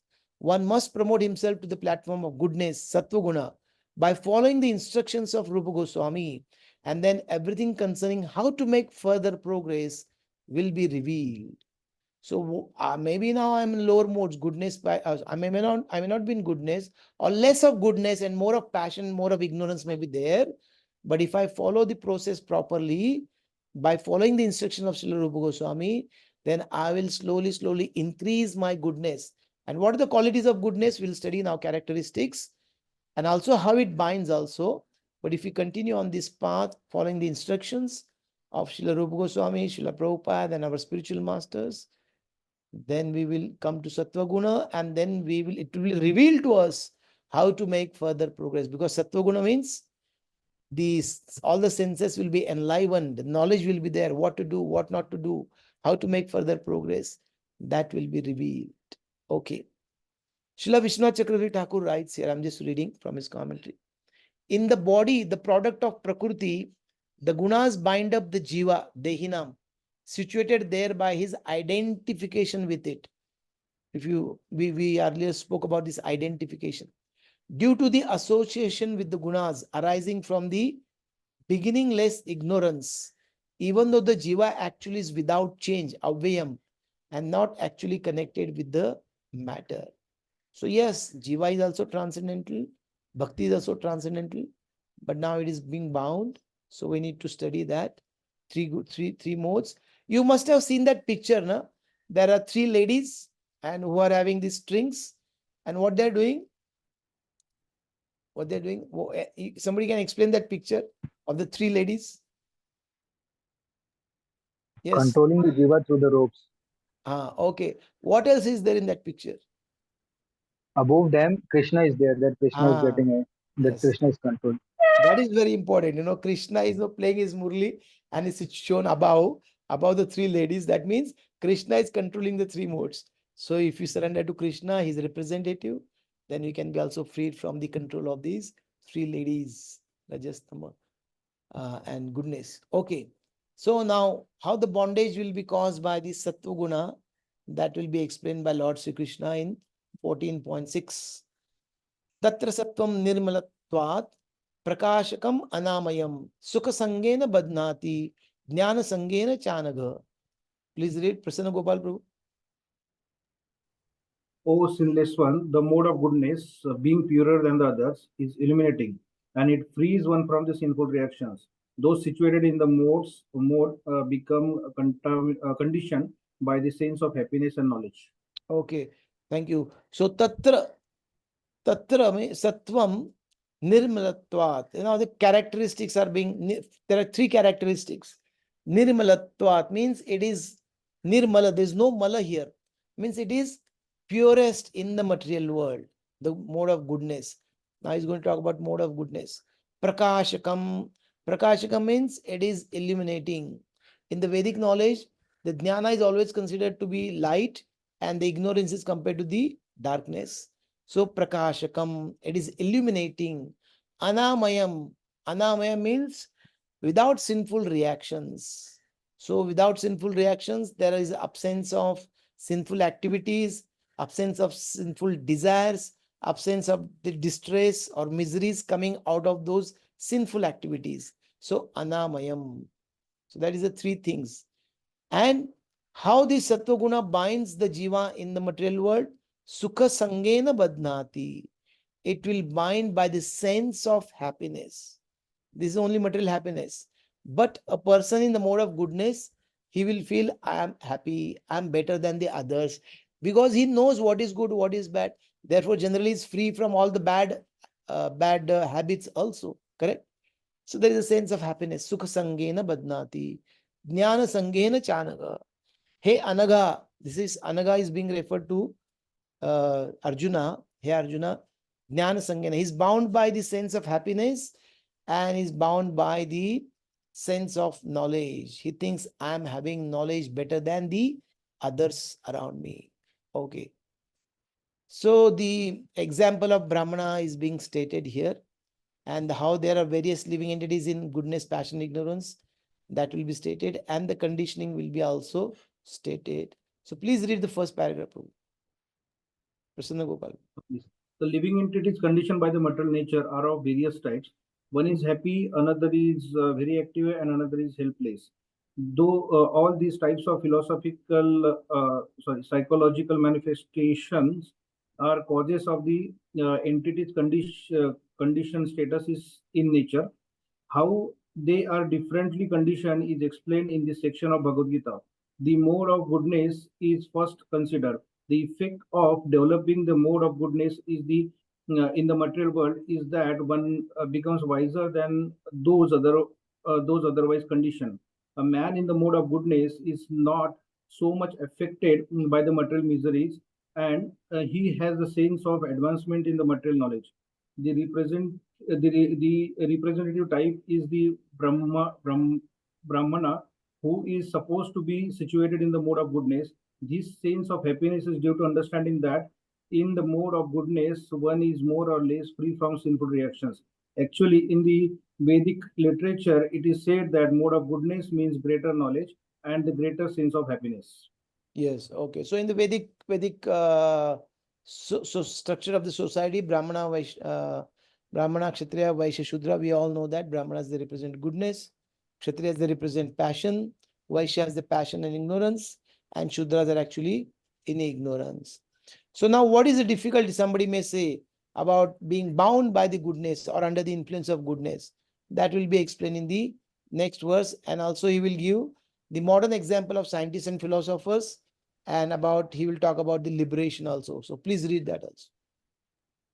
The difficulty here is that when a living entity is situated in the mode of goodness, he becomes conditioned to feel that he is advanced in knowledge and is better than others. In this way, he becomes conditioned. The best examples are the scientists and philosophers. Each is very proud of his knowledge, and because they generally improve their living conditions, they feel a sort of material happiness. This sense of advanced happiness in a conditioned life makes them bound by the mode of goodness of the material nature. As such, they are attracted towards working in the mode of goodness, and as long as they have an attraction for working in that way, they have to take some type of body in modes of nature. Thus there is no likelihood of liberation or of being transferred to the spiritual world. Repeatedly, one may become a philosopher, a scientist, or a poet, and repeated uh, and repeatedly becomes entangled in the same disadvantages of birth and death. But due to the illusion of the material energy, one thinks that that sort of life is pleasant. Hmm. So therefore, it is sometimes devotees also will have experienced that's who are actually kind of belonging to Brahmin category, who thinks that they know the knowledge, they know what is good, what is bad. It is little difficult for them to preach and to bring on them under the purview of devotional service. But once they come also, then they will also practice it very nicely. That is also there. So in the Upakhana Upadesha, these short stories by Srila Bhakti Siddhanta Saraswati Thakur, he tells the story how there were there was a prince, son of a king, son of a minister, and son of a treasurer. And they start on a long journey and they arrive in another kingdom where the king has gone to attack, on war, he's gone out somewhere. But the king and his minister and his treasurer, they have their daughters each, And these three kings, these three young men, they get attracted to them and they get married to them. And when the king comes back, he realizes, oh, these three trespassers are here. They put them into the jail. And then their daughters, they actually plead them to release their husbands. And that time the king actually does not release them from the this thing. But he said, according to their respect, I will bind them by the king's son will be bound by the golden chain, minister's son will be bound by the silver chain, and the treasurer's son will be bound by the iron shackle, like that. So this is how actually, whether it is golden, iron, or silver, it is actually bound. So although it appears for the one who is in the mode of goodness, one is bound by the golden shackle, but that is actually also the binding only. So therefore, Arjuna is being addressed here as anagha. Anagha. Agha means sin. Anagha means without sin or sinless. Correct? So Lord Sri Krishna, Srila Vishwanath Chakravarti Thakur explains that don't develop this misconception that I am happy, I am learned, and you develop misconception about yourself, and then that impurity will keep you bound in this material world. Okay. This is about the Sattva Guna, its characteristics and how it binds. Correct? Now about the Raja Guna, next verse, 14.7. Rajo ragatmakam viddhi trishna sanga samudbhavam tani badnati kaunteya karma sangena dehinam. Please read. Madhav Gopal, Kishore Madhav Prabhu, you are not read. Please read.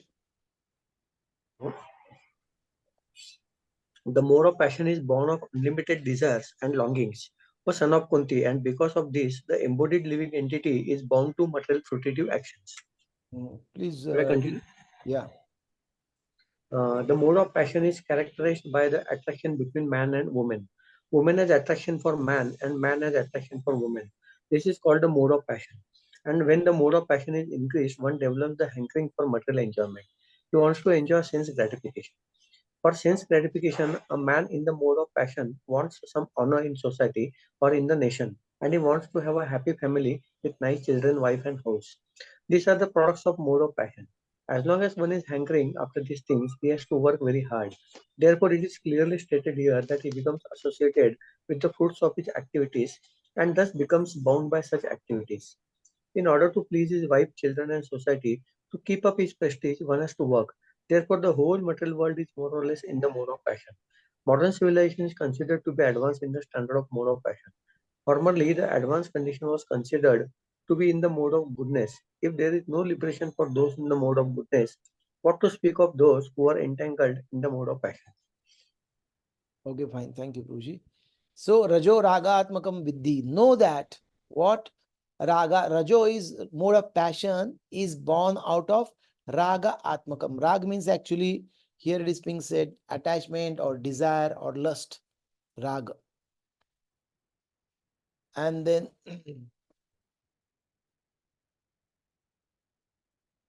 Trishna.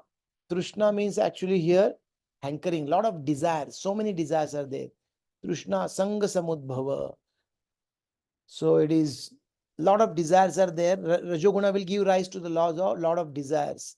And lot of desires, in order to fulfill them, one has to work very hard. Therefore, it will bind that person.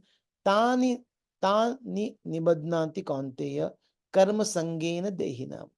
That jiva which is there in the dehinam, he will be bound by working very, very hard and working with the desire to attain a particular fruit.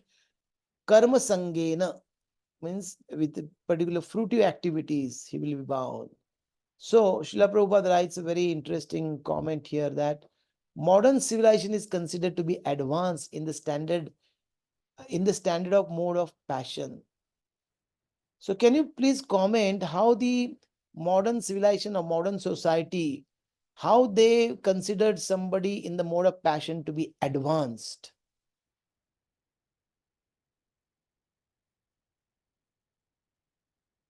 The more you are in the mode of passion, they will consider you as advanced in the modern society. And Prabhupada contrasts that with the formerly, in the Vedic society, what was the thing? So yes, Kishore Madhav Prabhu.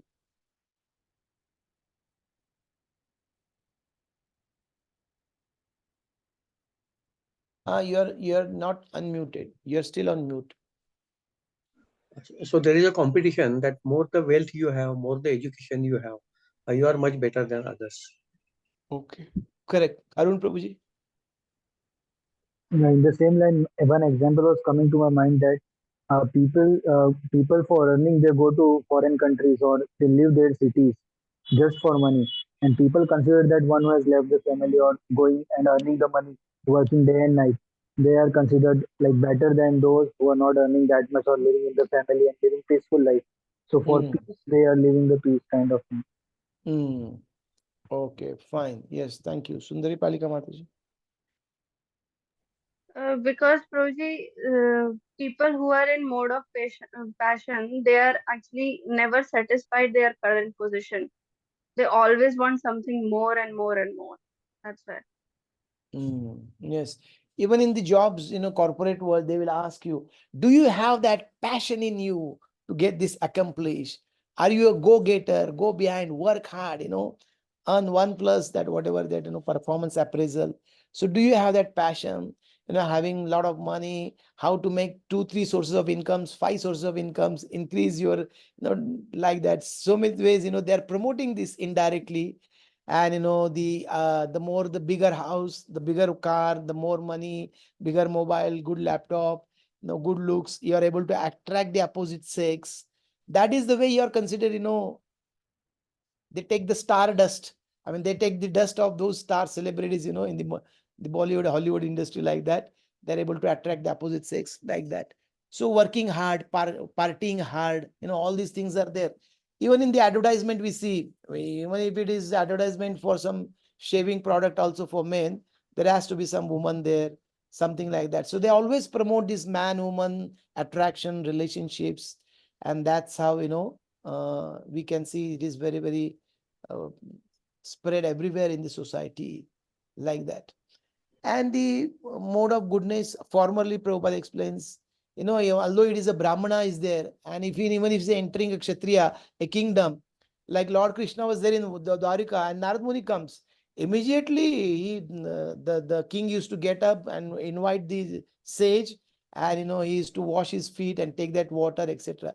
If you read third canto of Srimad Bhagavatam, where Swayambhuva Manu and Shatrupa, his wife, they actually go to the cottage of Kardama Muni. Now, Kardama Muni is living in the jungle in a cottage, okay? But he's a sage. He's a self-realized, I mean, he's a great sage, actually. And then the Manu means actually is the father of all the mankind. He, along with his wife and along with their daughter Devahuti, they actually approach the cottage and they offer their daughter to the suitable bride. So that is the formal culture or Vedic culture, like that. But nowadays everything is ulta pulta, we know that. And Srila Prabhupada, when he went to Boston Harbor, he wrote that Markine Bhagavad Dharma. There he writes actually, Rajastamo Kunere Sevaya Achanna Vasudeva Katharuchi Nahi se Prasanna. So everybody saw, I mean, somebody like us, if somebody goes first time to America or any other place, as soon as we see the big buildings, and chakachand, everything, we'll be so, oh, wow, great, wow, experience we'll have.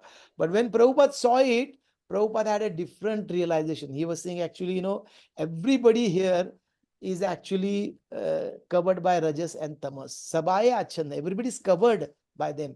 And Vasudeva Katha Ruchi Nahi, they have no taste for Vasudeva Katha, Krishna Katha, like that. And they prasanna, they think they're very happy, they're making progress, they're advanced, they're modern, etc., etc. So that is actually the situation also in the modern times. Fine. So 14.8, now the last one. Tamas to ajnanajam viddhi mohanam sarvadehinam pramada alasya nidrabhis tani badnati bharata. Please read. Who has not read so far? Everybody has read? Yes, Sundari Palika Mataji, read. 14.8. O son of Bharata, know that the mode of darkness, born of ignorance, is the delusion of all embodied living entities. The result of this mode are madness, indolence, and sleep, which bind the conditioned soul. Okay, thank you. So, tamas to Tu adnyanajam, tamastu adnyanajam. Tu means here, Srila Baldev Vidyabhushan writes that tu indicates there is a difference between what has been said, described earlier, the Rajoguna and Tamoguna. This tamas is totally different. This is in different category now than the first two. So what is it? Adnyanajam. Adnyanajam means it is produced of ignorance. Jam is to born it. Adnyanajam. It is born out of the ignorance. Mohanam. It is actually, it will delude. Sarvadehinam. Those who are under this influence, they will be complete delusion. And what is good, what is bad, etc. Pramada. Pramada means actually their madness. Alasya. These three qualities. Alasya, indolence. And alasya means procrastination. And nidrabhi, excessive sleep. Like that, how it will bind this mode of ignorance. So mode of ignorance is often compared opposite to the mode of goodness. Mode of goodness is knowledge. Mode of ignorance is lack of knowledge or ignorance, only like that. And there the person in goodness has what is to be done, what is to be not to be done. And the mode of ignorance, he does not know what is good, what is bad for himself, forget about the others, like that. So that's how this is there. Then please read the purport also. In this verse, the specific application of the word tu is very significant. This means that the mode of ignorance is a very peculiar qualification of the embodied soul. The mode of ignorance is just the opposite of the mode of goodness. In the mode of goodness, by the development of knowledge, one can understand what is what, but the mode of ignorance, mode of ignorance is just the opposite. Everyone under the spell of mode of ignorance becomes mad, and a mad man cannot understand what is what. Instead of making advancement, one becomes degraded. The definition of the mode of ignorance is stated in the Vedic literature. You can just read Vastu the translation. Under the spell of. Under the spell of ignorance, one cannot understand a thing as it is. For example, everyone can see that his grandfather has died and therefore he will also die. Man is mortal. The children that he conceives will also die. So death is sure. Still, people are madly accumulating money and working very hard all day and night, not caring for the eternal spirit. This is madness. In their madness, they are very reluctant to make advancement in spiritual understanding. Such people are very lazy. When they are invited to associate for spiritual understanding, they are not much interested. They are not even active like the man who is controlled by the mode of passion. Thus, another symptom of one embedded in the mode of ignorance is that he sleeps more than is it required. 6 hours of sleep is sufficient, but a man in the mode of ignorance sleep at least 10 or 12 hours a day. Such a man appears to be always dejected and is addicted to intoxicants and sleeping. These are the symptoms of a person conditioned by the mode of ignorance. Okay, so this is self-explanatory, I think so. There's not much of explanation is required. So any other example of madness comes to your mind? Yes, Kishore Madhav Prabhuji. Sorry, actually, I put up my hand for some another question. Oh, you I'll have a ask question? you after. Yeah, I have a question. Can you just hold on for 5 minutes? We'll just I'll complete hold. this Yes, and then yes, you yes, can take the question. yeah, afterwards, yes. I mean, yes, Arun Prabhuji. One example coming to our mind is the social media or the craze of social media. The people are trying to get likes. They are trying to make friends, and in personal life or in the real life, they are like in one sense failure in terms of making friends or living the life in a proper way, like human beings.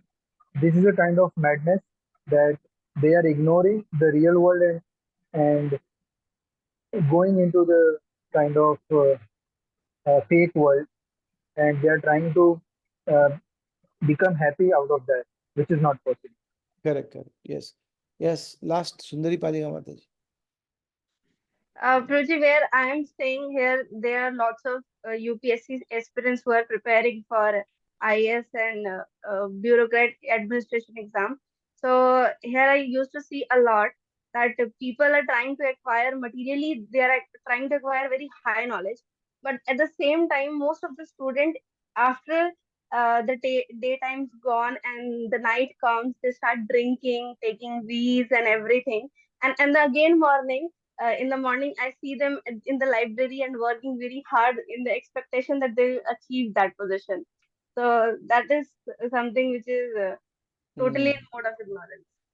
Okay, okay, fine. Thank you. Yes. So when I see people, they come to the temple, they come for the darshan, this, that. But most of the time when they go around the temple, they're taking so much interested in taking selfies. And when we try to explain them at SQ stall or whatever, about some knowledge, Bhagavad Gita, discussion, question answers, they're hardly interested, right? So they want to take selfies without knowing what is the self, or without trying to know about the self, what is actually true self. So this is also actually the madness. Social media, this, that, material knowledge, competition, all these things. Yes. Okay, 14.9. Now the Lord is going to summarize what he just said now. Sattvam sukhe sanjayati raja karmani bharata jnanam avritya tu tamah pramade sanjayati uta. O son of Bharata, the mode of goodness conditions one to happiness, passion conditions one to fruitive actions, and ignorance covering one's knowledge binds one to the madness. A person in the mode of goodness is satisfied in his work or intellectual pursuit, just as a philosopher, scientist, or educator may be engaged in a particular field of knowledge and may be satisfied in that way. A man in the mode of passion may be engaged in fruitive activity. He owns as much as he can and spends for good causes. Sometimes he tries to open hospitals, give charity institutions, etc. These are the signs of one in mode of passion, and the mode of ignorance covers knowledge. In the mode of ignorance, whatever one does is good neither for him nor for anyone.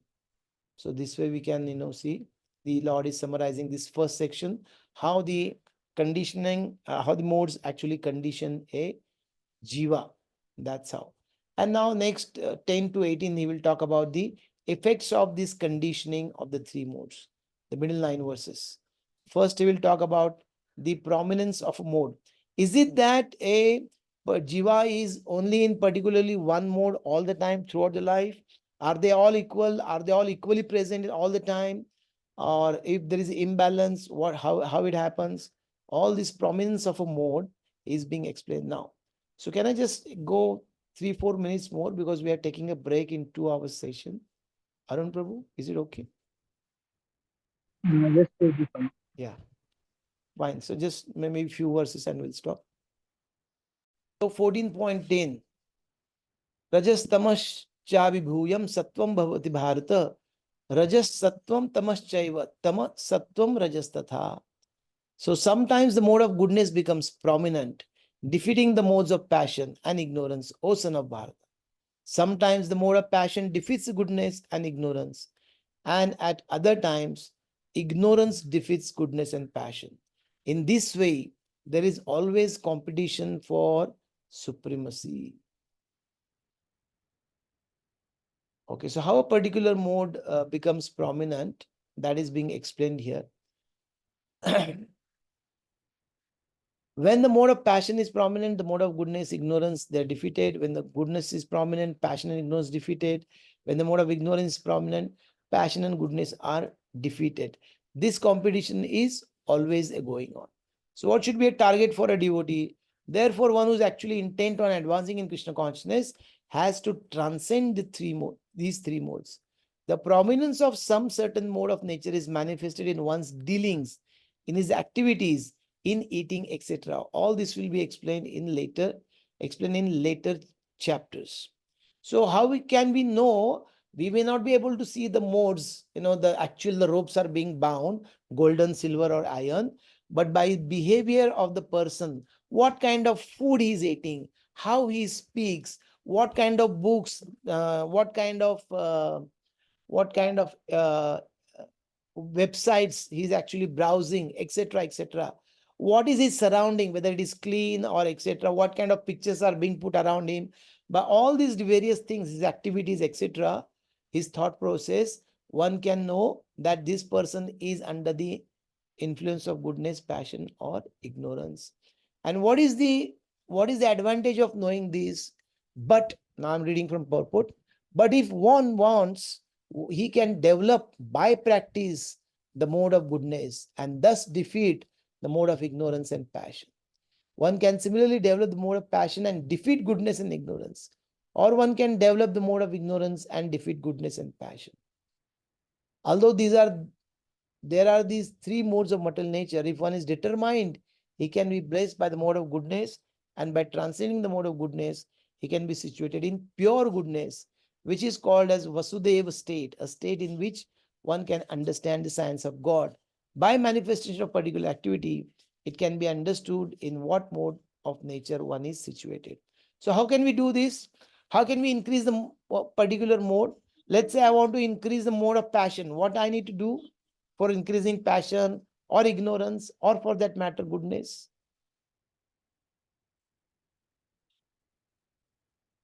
What needs to be done? We understand A, B, C, D, E for, sorry, Dev. Huh? Should I speak? No, I didn't get it. What you said? Should I speak? Yeah, speak. Yeah, speak. No. Yeah. In device, we see A, B, C, D, E formula. So A is association, books, C is chanting. Chanting, of course, it will take us into goodness. Then E, A, B, C, D. D is diet, what kind of food we are eating. And E is engagement, whenever we are free, or what kind of engagements we are taking throughout the day. That will define. And if you want to take ourselves into a particular mode, then we should understand that what activities will take us into that mode, and then we can start practicing it in the association of those kind of people. Then we can achieve a particular mode. Okay, I think His Grace Radhesham Prabhu extended A, B, C, D, E, F, G, something like. Can you please find out, or somebody knows? You can share that next time when we start this session. Okay, please share that. Yes, thank you, Prabhuji. Bhakti Leela Mataji. Prabhuji, we can dovetail all these passions into Krishna's service. Okay, by dovetailing in Krishna's service. Okay, Kishore Madhav Prabhuji. This my hand was raised for the other question only. I didn't lower it actually. But Okay, I think I will ask it tomorrow morning. Tomorrow earlier the session in continuation. So it's already delayed right now. No, if you don't have time, you can go and you can ask me on personally also WhatsApp, because tomorrow again we'll study. I mean, okay, we can ask tomorrow also, or you can ask separately also, as you wish. No problem. Okay, Yeah, I yes. can ask right now also, but I think it's already. Yeah, no. I mean, we'll ask everybody. If somebody has to go, they can go, and those who have questions or those who want to hear, they can stay back. There's no problem. Okay, yes. So by association, yes, by associating with a particular mode, we can increase. Therefore, if you live in a place which is more cleaner, if we get up in the morning, early in the morning, which is in the mode of goodness. So if you have to increase our goodness, we have to be at a place, we have to eat the food which is in goodness, we have to associate with the people who are more in goodness, we have to read those books or scriptures which are in goodness or in pure goodness. Like that, whichever mode you want to increase, you have to increase your association. And if you, I think, read 11th canto, then there's Krishna is explaining about the kind of mantra you chant. There are tamasic mantras, there are passionate mantras, etc. And then there are pure mantras also.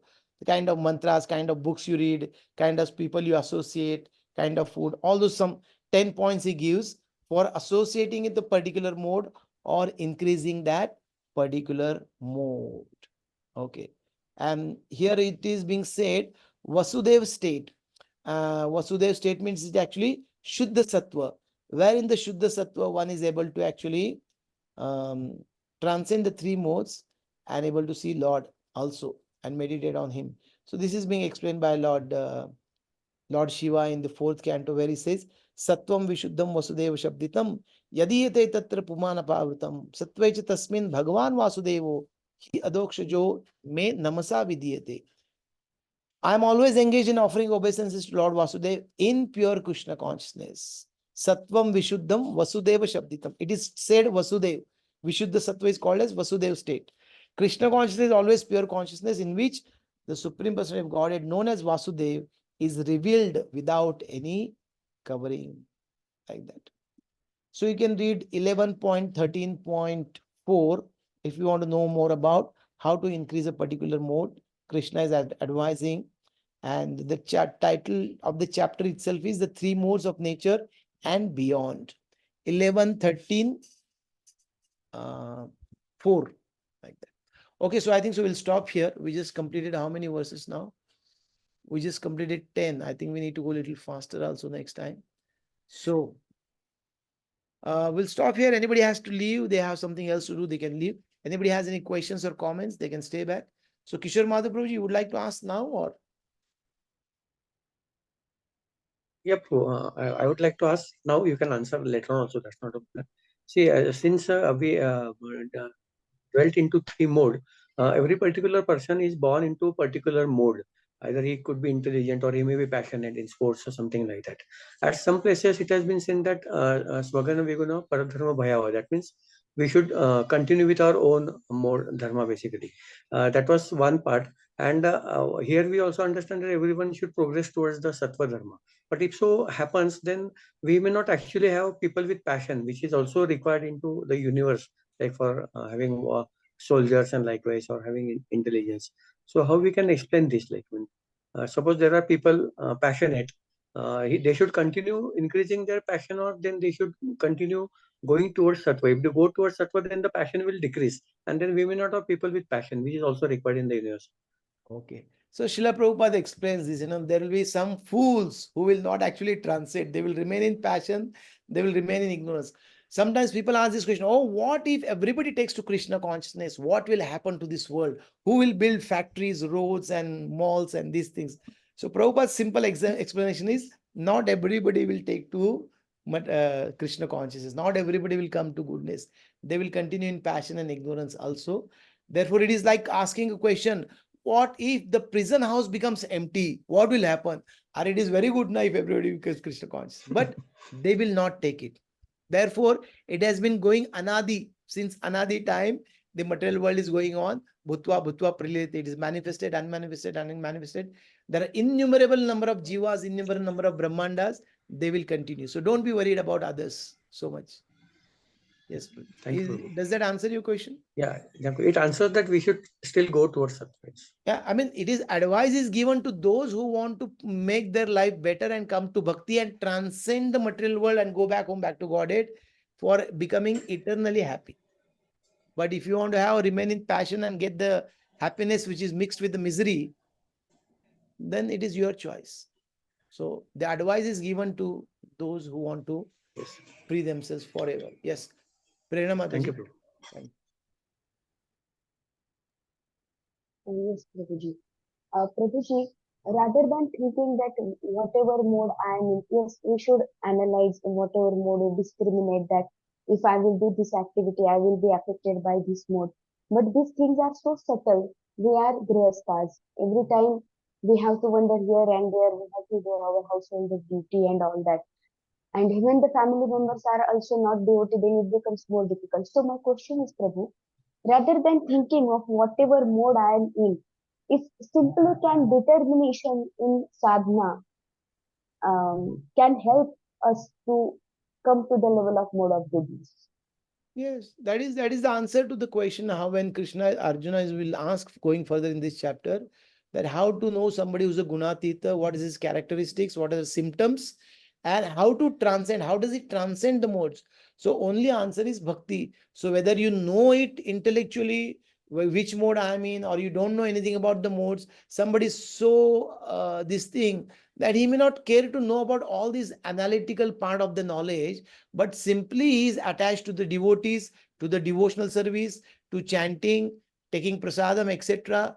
Then also he will transcend. Because whether, just like the medicine, when I'm taking some medicine, whether I know what is the composition of that medicine, which chemicals are there or not there, by knowing or by not knowing, whether it is going to make any difference to the effect it will have, it will anyway affect. So bhakti is so powerful that if you adopt to the process of devotional service as given by Srila Prabhupada and Acharyas, whether you analytically know or don't know, it will have good effect on you and you will become free. That is for sure. Yes. Thank you, Prabhu. Thank you. Thank you. So Granthara Srimad Bhagavad Gita ki jai, Srila Prabhupada ki jai, Upasit Gaur Bhaktavand ki jai, Nidai Gaur Premanande, Hari Hari Bol. Thank you.